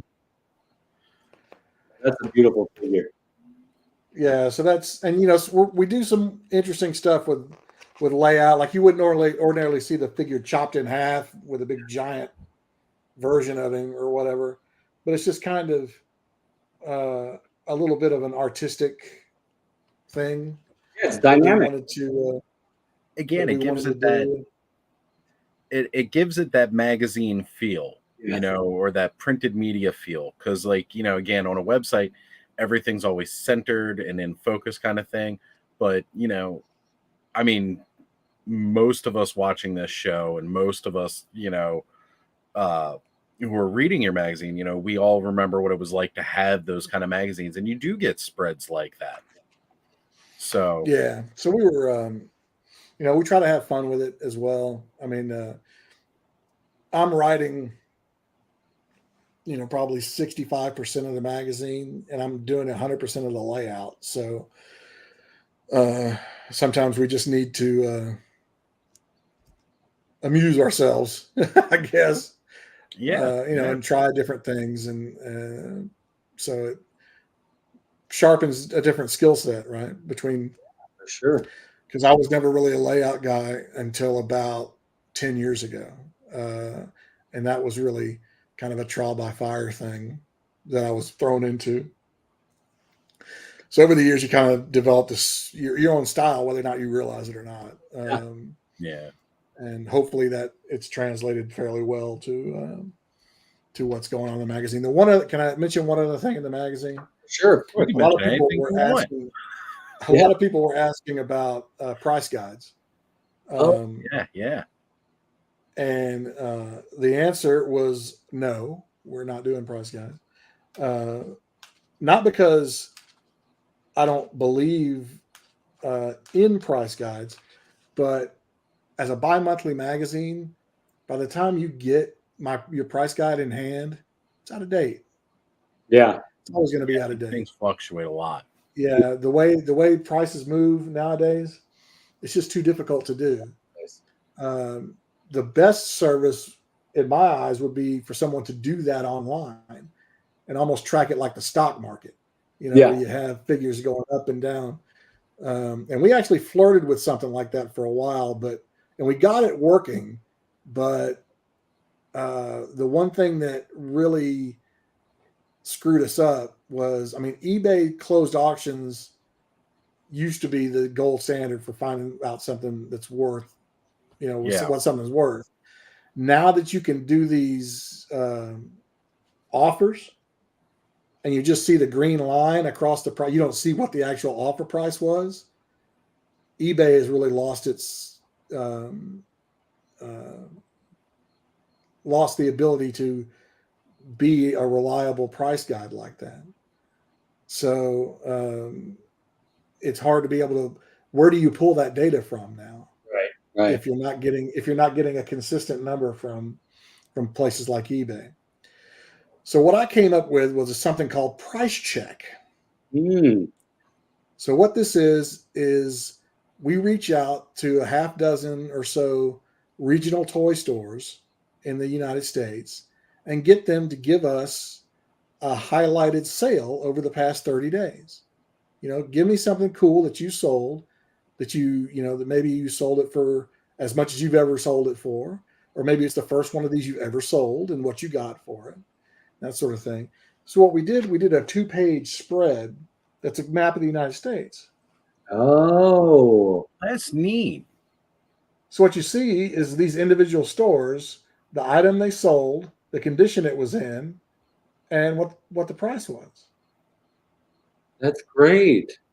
Yeah, that is really, really cool. And you can see regionally too, like what's selling where that way. That's really neat. Yeah, so it gives you an idea about, somebody up in the Pacific Northwest had a blow up old Star Wars yellow saber, for $300, and you could say, well, you know what? There was a guy on the East Coast that just sold this for $250. So how about cutting me a deal?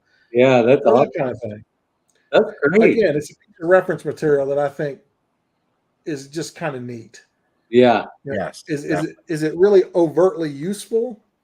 Maybe, but it gives you kind of a barometer about where things are and what's selling where. Yeah. And it's with real world shop as major issues. Yes, so that was my answer to Price Guide, because I just couldn't make a Price Guide work in my eyes.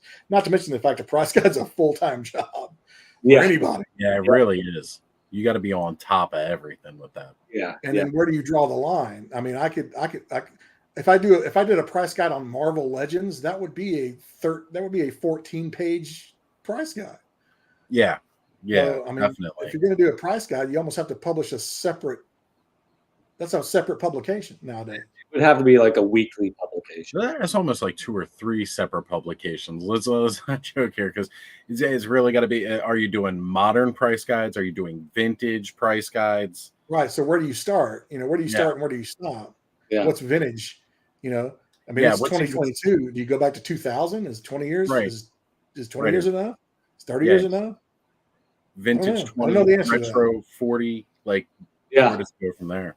I mean, to me, 1980 was only 20 years ago, but that's a whole other story.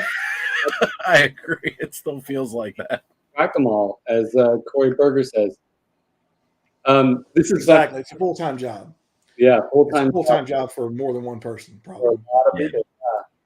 Yeah. Carol says, if I need a price guide, I text Oz. She knows I'll find it. I'm a big resource. I'll put that in the magazine. Just text Oz. I'll put your phone number in there. You know what? There we go. No, direct them to the channel, please. I need the traffic. Yeah, there you go. Smart. There's a good idea for like a weekly show for you on your channel is Oz's price guide. Oh, geez. There you go. Write it down. I want to go. You heard it here first. Maxed. Out of this, Corey said, this is a while back in the chat, but sorry I'm late, I fell asleep. And then followed that up with plug the book. So he was asleep, or Corey was asleep when we plugged your books.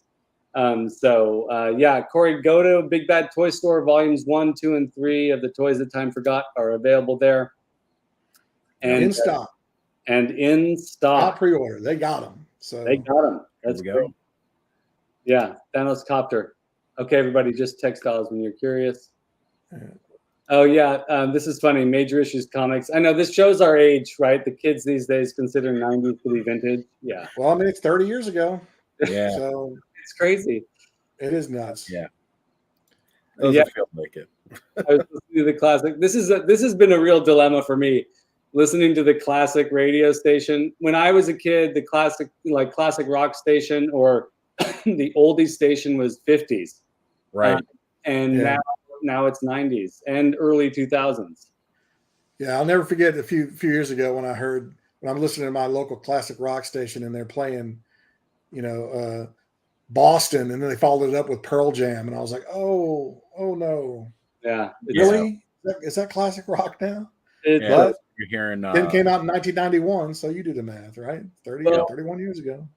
I mean, again, folks, this is even more of a reason why having a magazine that comes out in a certain year, saving it, keeping it on your shelf, going back to it and looking at it as a document of what's bygone, what's current. It's a time capsule, right? capsule. Yes. Absolutely. We are going to start the one thing that we are going to do different in issue 2 over 1 is that I know people love lists, and I forgot to put the list into issue 1. I had it set aside ready to do, and then when I put all the pages together, I was like, oh, I didn't do the thing with the list. Oh yeah. And then that threw me off of page count, so I just elected not to do it. But I will do it in the next one. But we're going to do lists different than a lot of people. We're not going to do like the 10 hot toys right now. We're going to do, it's almost going to be like Letterman scale top 10. There you go. List. So the first one is the top 10 toys you wish you would have bought 20 years ago. Okay. Yeah, that's good. Yeah. So, of course, you can fill out that list with just say every vintage Star Wars thing you could have laid your hands on. That's right. You know, end of list, right? Yeah. But we'll try to be a little more. We'll try to be a little more astute than that. I mean, it'll be centered around basically stuff that was new 20 years ago that you wish you would have bought. Yeah. Although I probably will put like rocket firing Boba Fett because you probably could have got one back then for about 10 grand. Yeah. Now they're $250,000. Yes. Yeah. Invest, people, right? Mm-hmm. I guess. Some of these are an investment too. What was that, Oz? I said, some toys are definitely investment, and it's always a gamble. Yeah. Like some of the Motu vintage stuff, the prices have dropped drastically since Origins began. And it's like, at one point in time, these were like, I was looking at them online, like, what my son said to me, because I'd introduced him to the vintage cartoon, telling him about playing with them. And he had, it said to me, he goes, Dad, I'd love to have some He-Man toys. So, naturally, I got my phone right there. I pulled it up and I started looking at them, and I was looking at the prices, and I was like, that's right, buddy. Your daddy would too. Put it back down. Yeah. So, well, Mattel's got your back. There's like 47 He-Man lines right now, it seems like. Yeah. There's no shortage. There's a way. There is a way. So Blake, we're at the end of your slides, and I think that we've covered a lot of great information here. But what would you like to let the audience know about Toy Collector Magazine that maybe we haven't touched on tonight? Well, I think the thing that I would want to let everyone know is, again, I mean, I may be the guy, behind the push and the guy that's putting it out, but without the community, I couldn't have done it. Yeah. My list of contributors, from Pixel Dan to Dan Larson from Toy Galaxy to Daniel Pickett. Apparently, you have to be named Daniel to work for me, by the way. Daniel Pickett from Action Figure Insider, Gus Lopez, Star Wars Collector, David Vonner, Adam Van Wickler, all these, and the photographers, all these guys, and Stephen Ward, who was another guy who's pulling double duty. He was one of the co-authors of Engineering an Empire, which is all about the people that worked at Kenner while Star Wars was being made. It's a really interesting book. So that, all those guys, have done, their part, and some have gone above and beyond because they really want this to succeed too. And as the thing grows, we're going to continue to bring in new voices. So guys will be, we'll kind of rotate in and out. So it'll be kind of a movable feast. So like maybe you won't see Pixel Dan in every issue, but he'll pop up here and there. Dan Larson, same thing. So these guys will kind of drift in and out. There's a few things I'd like to see happen for the magazine over the course of the first year, but I'm not going to talk about those just yet. I don't want to jinx anything. I was very fortunate to be able to put those books out and find an audience that believed in what I was doing. A lot of that audience carried over to the magazine, and I thank them from the bottom of my heart because I wouldn't be able to do it without You know, you can have a message all you want, but if you don't have anybody listening to you, you're just shouting in the rain, and that's no fun. Trust me, I've done it before. Yeah. Well, I think we've all been there in some capacity for sure. So I Definitely. think everybody can identify with this this feeling. Yeah. You know, I've got other things going on. I'm trying to locate my next book project. I've been poking around at a couple of different things. Yeah. It won't be Toys of Time Forgotten Volume 4. Just not because it couldn't be, because there's there's still a ton of stuff out there. It's just because I've kind of exhausted my personal brain power for that particular subject. Sure. Not to say it won't get replenished someday, but for now, Yeah. like I said, I'm poking around trying to find the next thing. I was really excited about. I was working on an animation deal for a while that I was really excited about. An IP that I came up with back in 2008 that I was trying to find a home for. I'm starting to toy with the idea of doing a Kickstarter for a graphic novel based on those characters. That would be next year. If anybody's interested, they can go out to YouTube. The property is called Moonman Zero. Moonman Zero. Good.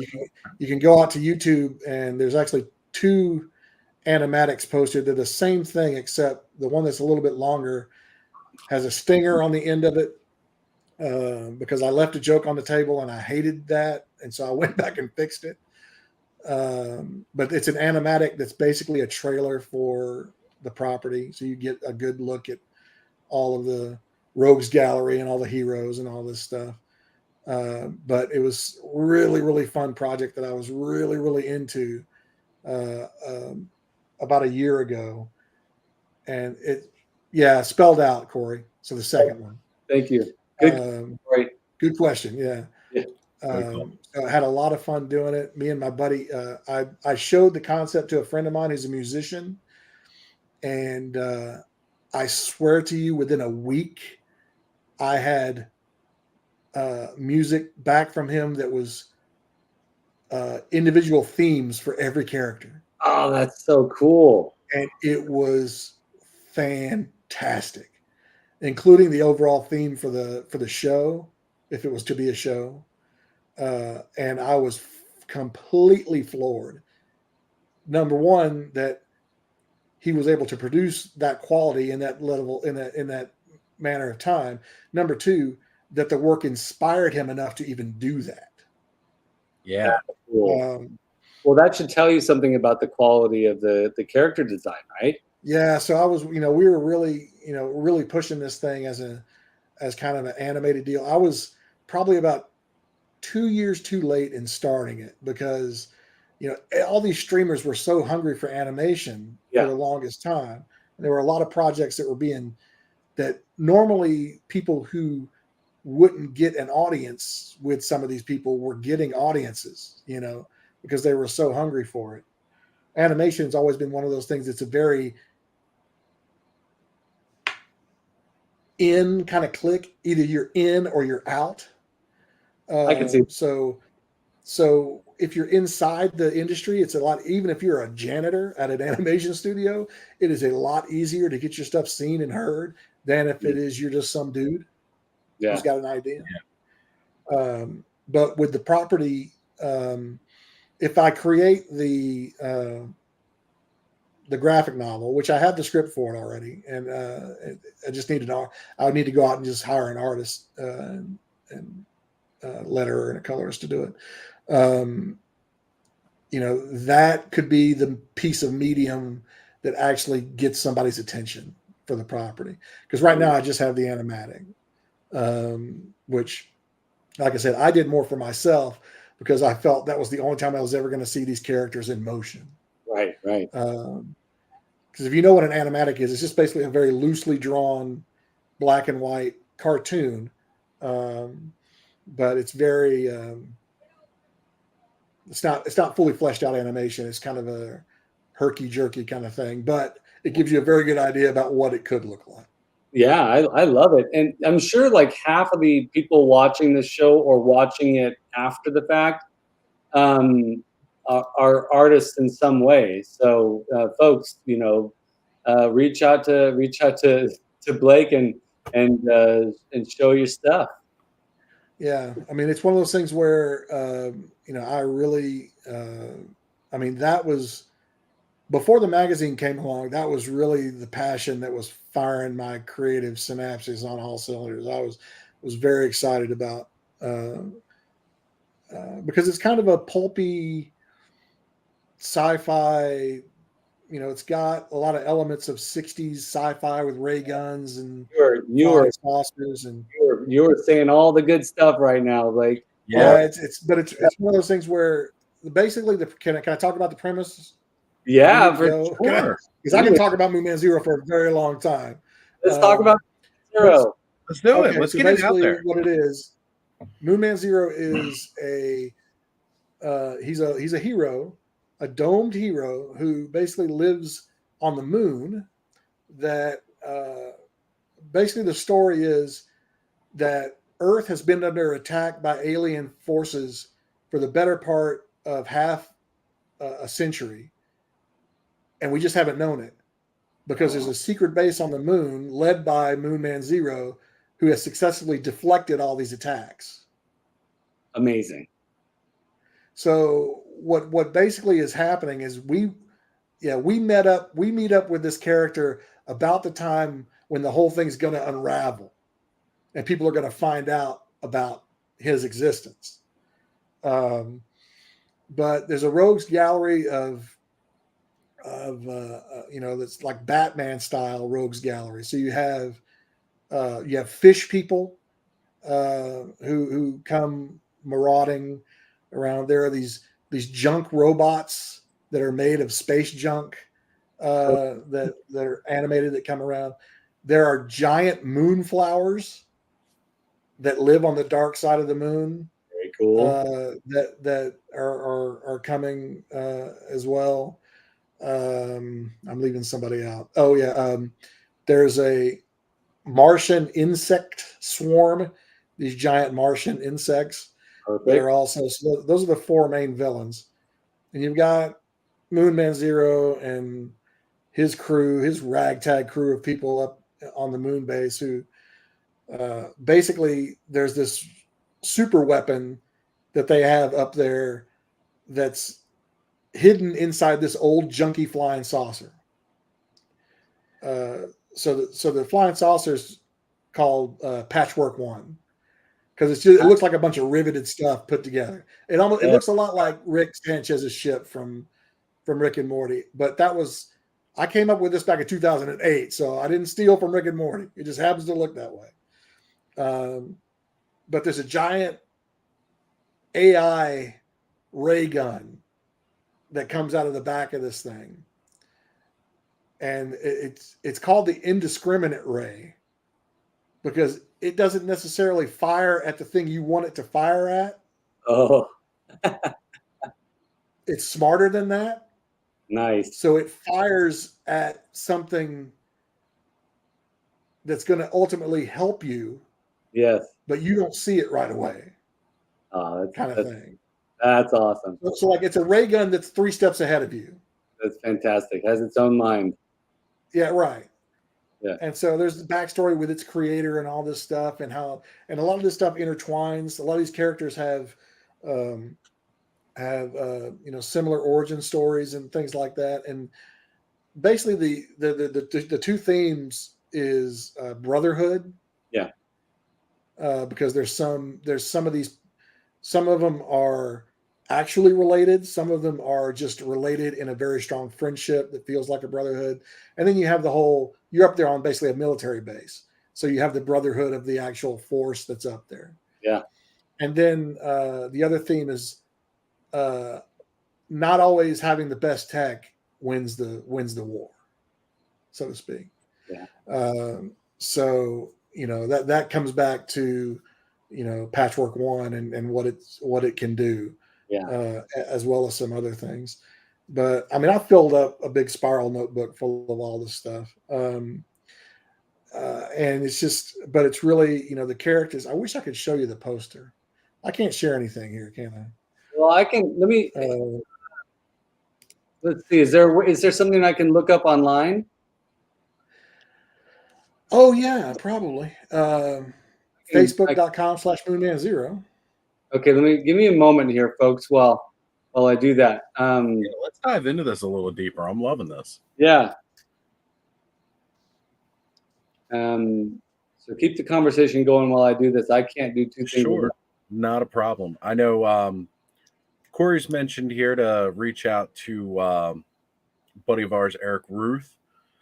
He does some artistry. I've also actually reached out to a buddy of mine while you were going over that synopsis who he's done some covers for comic books and all like that. I've reached out to him just seeing if he has some free time or he's available. Maybe I'll put it, try to get him into contact with you. We'll see about what we can do about getting this thing to come to life too. If you're a little burnt out on the Toys of Time Forgot, maybe we can get Moon Man Zero off the ground for you. No, I mean, it's definitely, like I said, kind of a passion thing, right? For sure. So if you end up if you go to the photos once you're on the Moon Man Zero page, the poster is on the third row, fourth one over. What you're seeing, a lot of that black and white stuff you're probably seeing, those are actual stills from the animatic. Let me try something here.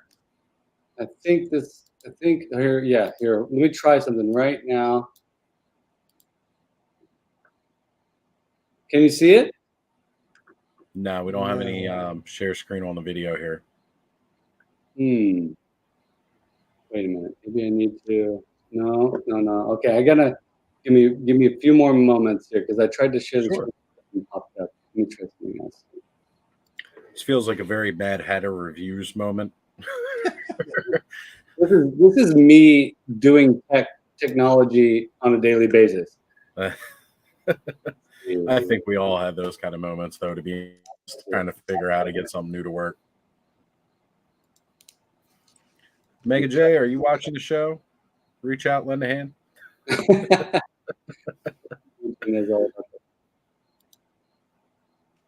Share screen. I'm gonna guys still with us in the chat. Did you have any other questions for Blake that you wanted to ask, or any news that you wanted us to talk about while we're trying to pull this up? Reach out to us. Let us know. I know, just speaking in general toy news, the bombshell that Hasbro dropped yesterday with the D&D toys. I don't know if Skele Vader, you had a chance to check those out, the ones that are based off the old cartoon. Yes, those are really, really cool. I'm definitely digging them. I thought they looked fantastic. And surprisingly, even with the plastic-free packaging, talk about some wonderful box art. They, looks like they ripped it straight from the show. Yeah, it is. It's right. It's like they're using the animation illustrations. Yeah, direct from. So, like, pretty excited about those and pretty pumped up. I know I went live last night with Mega J, super late live stream doing the countdown to seeing if Robbie Reyes or if we were going to get a Robbie Reyes from back in the HasLab. And we had a good time going through that. And unfortunately, he didn't quite make it. But then afterwards, we got to talk a bit about the D&D toys. And, it's such a great idea with those toys. The packaging is designed kind of like it looks a little like actual dice cases. Like if you went into your local miniature shop or gaming store that sells the tabletop role play that uses D20s and such, like they look like the dice cases. They all come with die, like each of the figures. So complete nods to the original game lore that they come from. I think that's going to be a really fun line to collect as time goes on. I agree. I do know for a fact. Oh, was that? I was going to say, I do know for a fact that Super 7 made a hard run at those. Yeah. Oh, good. They wanted to do the animated AD&D stuff. but ultimately Hasbro decided that they were going to hang on to it. Yeah. As long as they produce it, like I don't want to see these toy companies sit on beloved lines and not put it out. Yeah. It's just going to be. It's like it's. I love it. I love that they're doing that. It's also cool, like as Thanos Copter said, they're doing. Oh, that's another. Sorry, Gary said they're doing starting lineup as well. Like there's so many. There's so many. Like there's so many nostalgia buttons being pushed right now. I'm feeling like when the Dungeons and Dragons, like the figures based on the vintage figures, so the NECA ones, like the War Duke, were announced. I was like, oh crap, I can't do that. Those are amazing. You know, I can't. You know, I've got these other things going, and then these on top of that. It's like a little overwhelming, but very cool. So we can see the image now. This is Moon Man Zero fighting off like a squid creature. Yeah, that's a still from the stinger of the animatic. It's well, first of all, I want to say immediately, and I know I'm pretty sure that Major Issues Comics will agree with me on this one because I know a little bit about his taste in music, but I'm hearing Man or Astroman. Anybody familiar with that band, Man or Astroman? It's like space surf rock. I'm hearing that. I'm not sure what the music was that your friend came up with, but I'm definitely hearing like spacey sci-fi surf rock going on here. Actually, the main theme is actually very, very anthemic. It's very big and like heroic. Yeah. Okay. So yeah, for sure. I don't know if you're able to pull up. There's another the picture that's in color. All right, let me see. That's not far from that one. All right, give me 5 minutes to do this one. Yeah, sure. While you're pulling that up, I see Thanos Copter has brought up that he hasn't seen it mentioned on any of the other toy streams, but the CGI Grayskull playset is now up on Amazon. Oh, cool. I do know, I believe it was Toy Habits. They were posting a video and they were talking about it on their IG. If you guys don't follow Toy Habits, definitely they get a lot of breaking news. They're really good. But yeah, that I got to tell you, at first I didn't know how I was going to feel about that Grayskull, like from the initial images earlier this year. But after seeing more about it now, and definitely having seen the actual product itself, not just digital renders, I'm really liking that Castle Grayskull. Maybe not entirely as a Grayskull itself, but you know, as a neat side play set to maybe my Origins Grayskull. Yeah, they had the prototype of that Grayskull at Comic-Con, and they did a little presentation at their booth on it, or that included it. And it was this little dinky looking thing, but somehow it kept folding out and getting bigger and bigger. And by the time there it is. That's the poster. That is really cool. I like that. So basically, the artist here is a lady named Casey Moyer. She doesn't do a lot of 2D stuff anymore. She does a lot of just straight out paint on or ceramics and stuff like that. But back when she was doing 2D stuff, I commissioned this from her. So basically, Zero, he's in the middle. Yeah. Behind him, the large snail-looking guy with a sandwich. That's Grimaldi. That's his sidekick / mechanic. Right. You can see right above Grimaldi's head is Patchwork One with the big ray gun coming out of the back. Yep. Okay. Yep. And then the rest are the villains. So the Moonflower is, of course, overhead. Mm-hmm. The Martian insects are flying in from the left there. Mm-hmm. And then Scrap Heap is the robot that you see, the junk robot to Moonman Zero's side, and then below is Walleye. He is the head of the Venusian crappie horde, is what they're called. And those poor guys up front are basically kamikaze mud skippers. Oh, awesome. I'm loving this. This is great. Yeah, there's a lot of tongue in cheek here, but there's also a lot of serious nods to sci-fi pulp, Yes. the 50s and 60s, and definitely you definitely feel a little bit of heavy metal magazine going on in here. Yeah. Some of the more some of the sillier sci-fi stories that heavy metal magazine put out too. But this is like, I see a lot of promise here, Blake. I'm really excited to see where this goes. Yeah, Yes. we had a lot of fun. Like I said, we've had a lot of fun. I mean, I came up with this back in 2008, so this has been a minute, because I thought I was going to be I thought I was going to do an online webcomic for this. Yeah. Which if you go way down into the, I'm not telling you to do it now, but later on, go way down into the images on the Moonman Zero Facebook page, and you'll see some of the examples early on of what I was going to try to do. But ultimately, the one thing I found out about webcomic producing, man, talk about a time suck. Woo! You got to be on that. Yeah. Right. All that's got to be your job, pretty much. Or you have to dedicate every free moment you have to doing it. Yeah. So ultimately, I decided, I can't do that. So I put it away, and it's been in a drawer for a long, long time.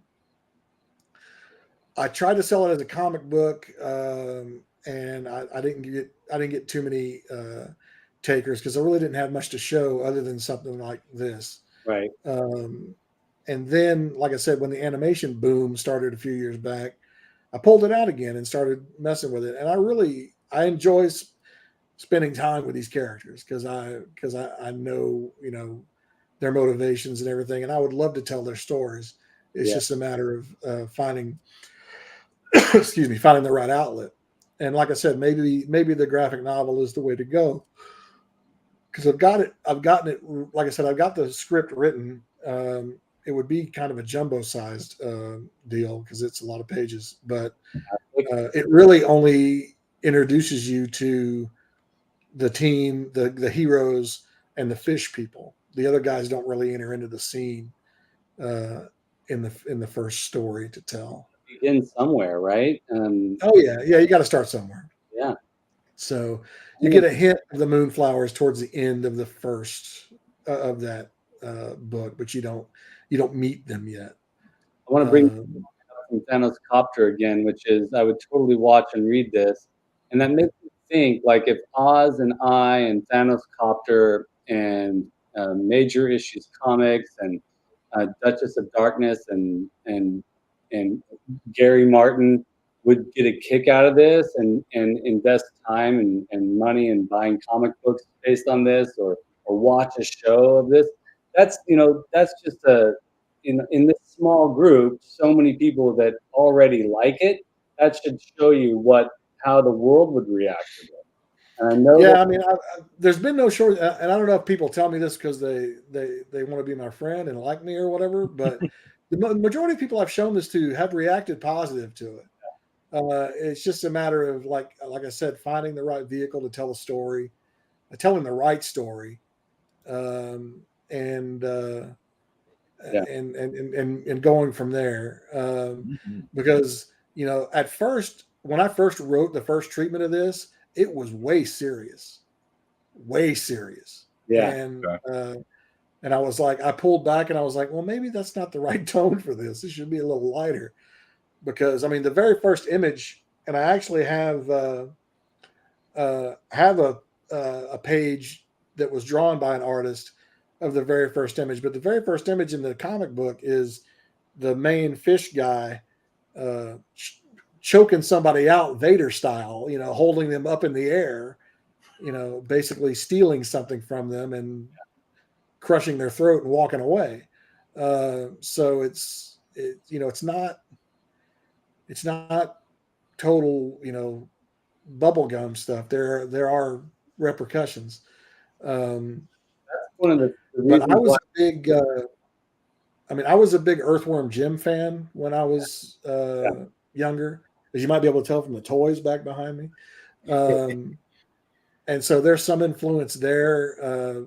Moonman Zero is kind of a Jim character. He's kind of a fast, but he's like Earthworm Jim meets Iron Man. He's kind of a fast talker, but he answers a lot of questions with his ray gun. Yeah. He likes to blow things up. So, but I mean, like I said, there's a backstory that basically almost intertwines everybody you see in that picture. Yeah. Which was an interesting thing for me to pull out. How do you relate, giant bugs to giant fish and that sort of thing. But I had like I said, every time I pull this out, I have a blast, and every time I sit here and stare at this thing, I'm going, man, this is really what I should be doing. Well, it's one thing will lead to another, right? And if, you're tonight you're speaking to an audience of creatives, and everyone in here knows what it's like to follow a journey toward one creative destination, and how that can lead to the next one project to another, and there's always going to be smaller projects, or small projects that become major projects, but there's always going to be an ongoing thematic element to us that'll keep coming back, and maybe that's what Moonman Zero is for you, and the time may not be right, few years ago, but maybe the time is right now, or the time is right next year, or something. But everyone, I actually have a meeting. I have one meeting set up in October about this. Cool. Just kind of in general, somebody who's in the industry, in the animation industry, who I want to find out just how bad it is. Because I mean, the one thing I took a course with a guy who works on The Simpsons through a project, through a site called Stage 32, which is an interesting website, by the way, for creatives.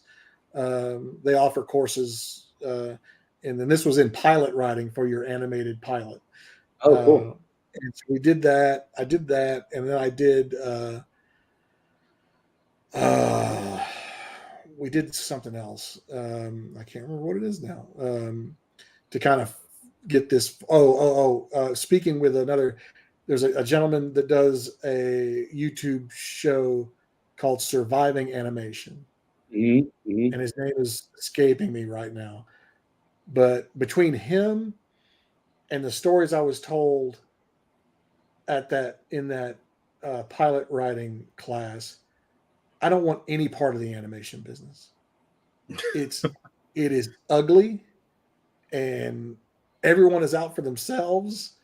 Yeah. And both of these guys painted, and I actually met the guy who did the Surviving Animation thing on YouTube. Actually works for a place called Falcons Beyond, which is a foreign-based entertainment / theme park company.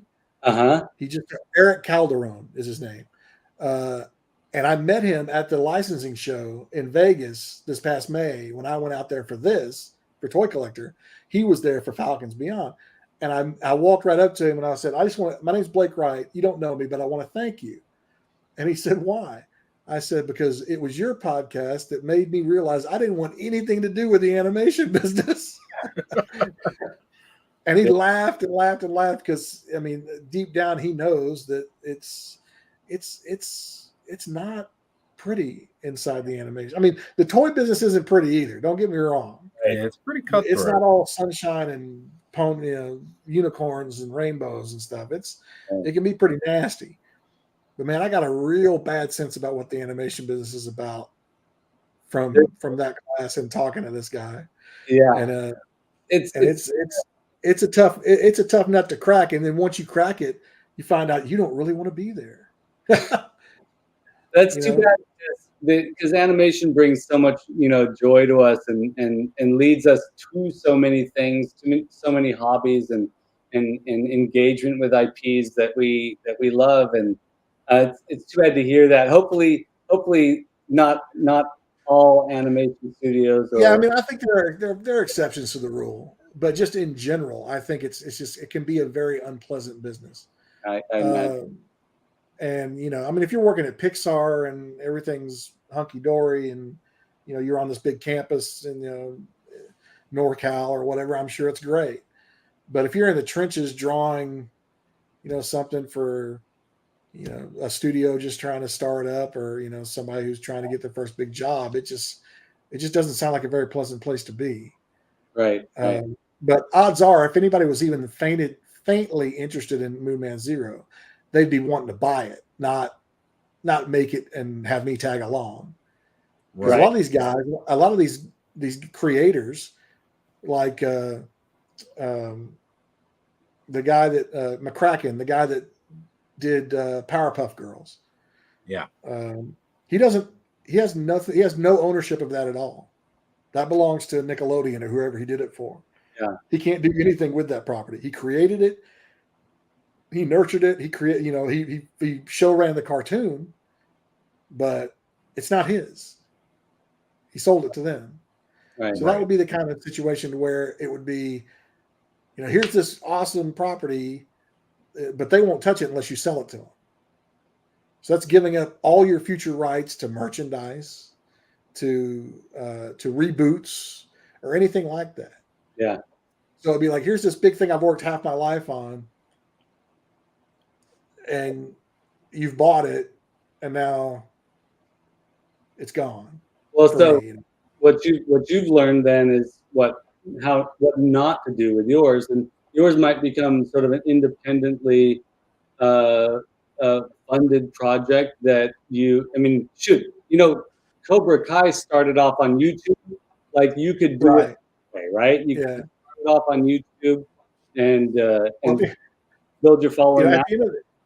At the end of the day, it's all about what the payday is. Somebody wants to buy it for the right price. Here, take it. Have a good time. Yeah. Have a good time. Adios. But yeah, I mean, I can see where spending so much time with the same group of characters and stuff, that would be a really tough sell. I could see even if the price was right, you'd be, man, do you really want to? Because after that, they could turn it into a rated R sex roller disco show if they wanted to. Bro, yeah, sure, right. They really could.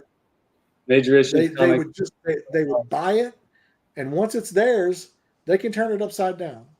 Yeah, there's no guarantee that your vision for it will be followed or even entertained in the slightest. So we just learned something. I mean, I've listened to you interview on other shows. Tonight, folks, we got a real special treat to have Blake Wright talk about not only the Toys That Time Forgot and Toy Collector magazine, which you should all subscribe to, but also Moonman Zero, which is his sort of like his ongoing passion project. And you should all go. I just liked that page or followed that page on Facebook. You should all go follow that page on Facebook and check that stuff out.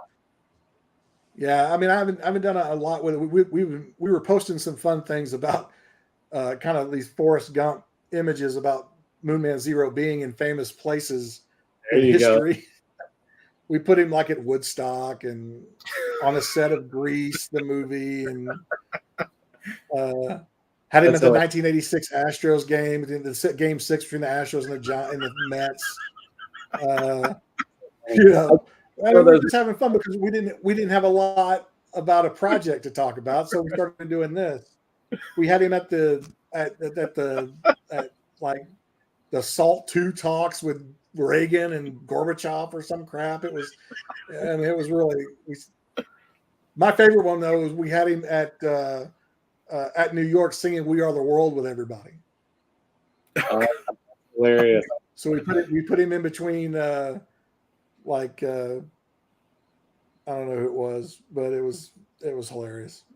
There's a little story that goes along with it, talking about how, you know, how Quincy Jones begged him to come and be a part of it, but he wasn't. You know, I can't really carry a tune in a bucket, but he ended up standing between like Daryl Hall and somebody else, and he was captivated the whole time by Lindsey Buckingham's hair or something. It was really funny.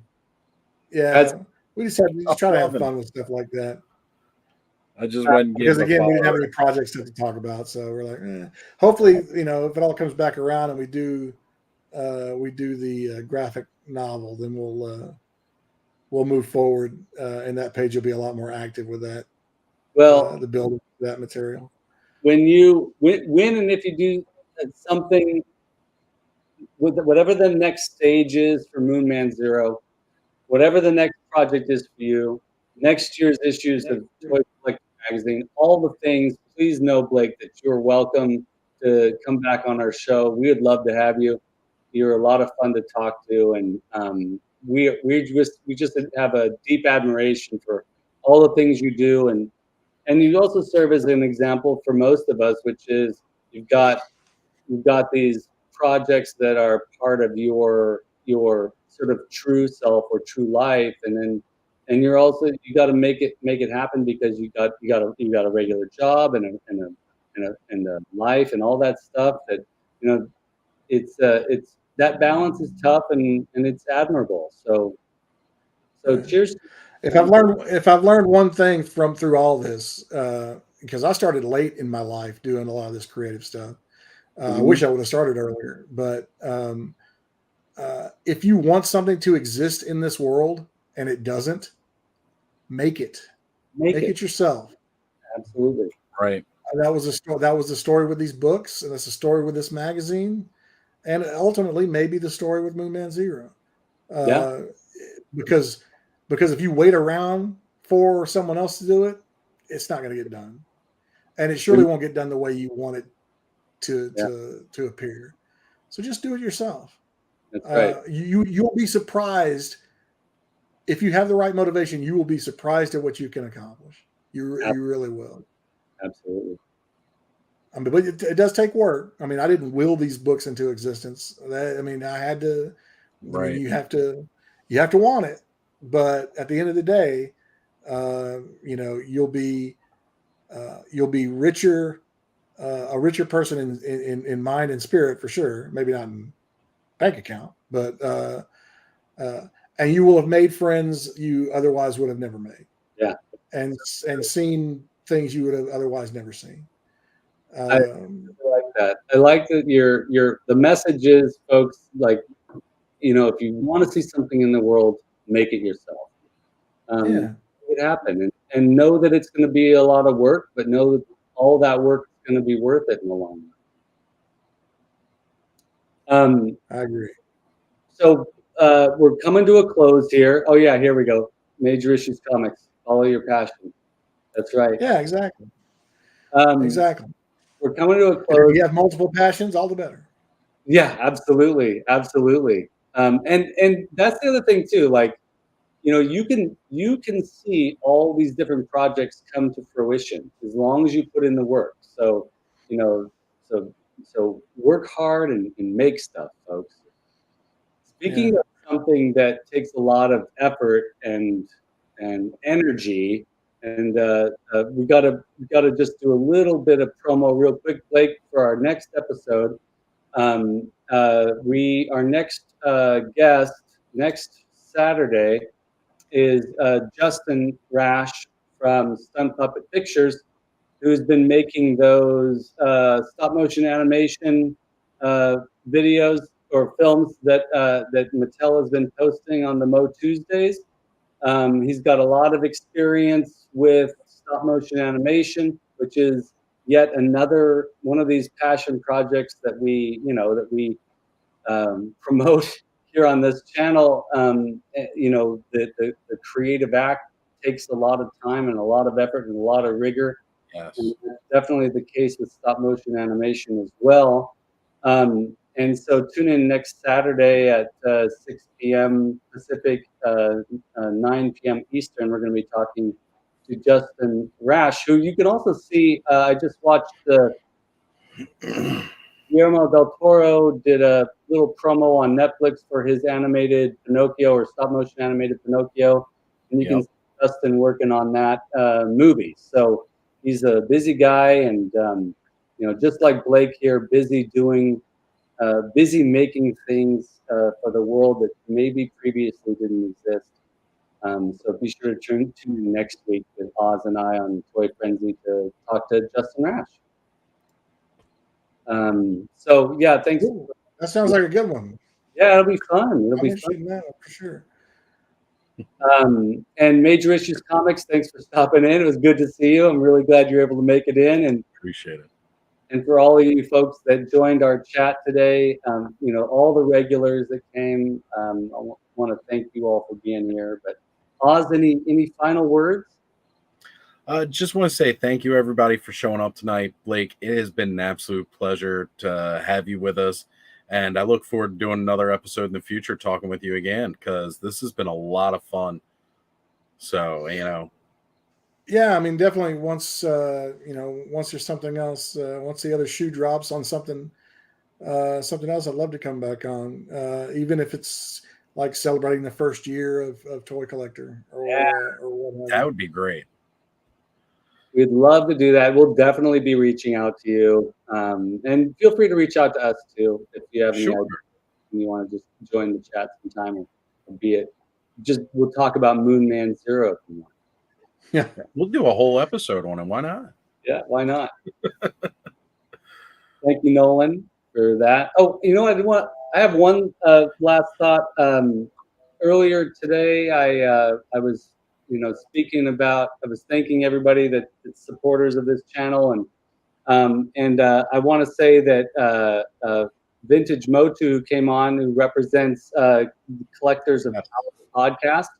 I misnamed them during my live earlier. I called them Collectors of the Universe during my live. I always want to give a heartfelt apology to all the dudes over in Collectors of Power podcast. But that was, you guys, I don't know. I'm 46-year-old guy. I got the old man brain sometimes, and I just messed up. But anyways, both Oz and I really enjoy that podcast. So. Yeah. And for all of you that are always here, thank you so much for being here. Please be sure to click like and subscribe and all those YouTube things. Any thoughts, Oz? Well, I just want to give a rundown to all the other great channels that kind of help support us. I want to give a shout out to Mega J last night, having me on. Gave us a huge plug. Collecting Classics, Ray, he's fantastic. He'll be doing his thing this upcoming Wednesday with Nate Bart. Like, wow, that's going to be an awesome show. And like you were just saying, Collectors of Power, they've got a new episode coming out this Tuesday, so definitely check them out. Duchess, she'll have another Wicked Wednesday, and these are all channels that support us and kind of get the word out there that what we're doing here at Toy Frenzy. So I definitely want to give some time to them and really shout them out. And another great shout out to the awesome toy store today, Random Treasures. It was such a pleasure coming in, seeing you guys and finding you. I had a great experience in there today, seeing everything. Yeah. We've got a great community out there, and we really appreciate all of you. And once again, Blake, big heart thank you to you for being here and joining us here tonight. Yeah, had a great time, guys. I really hope that people who find Toy Collector really do enjoy it. Yeah, folks. As much as I enjoy putting it together. There you go. Folks, get out there and subscribe to Toy Collector Magazine, or order back issues or the first issue from Big Bad Toy Store. But support as much as you can. We want to make sure something like this lasts. And that's right. And that Blake can see this thing blossom into a dark side of the moon flower. My Moon Man Zero reference. There you go. Like- There you go. All right, folks. Thanks so much. Thank you so much for being here. Take care, everybody. It's a slow end.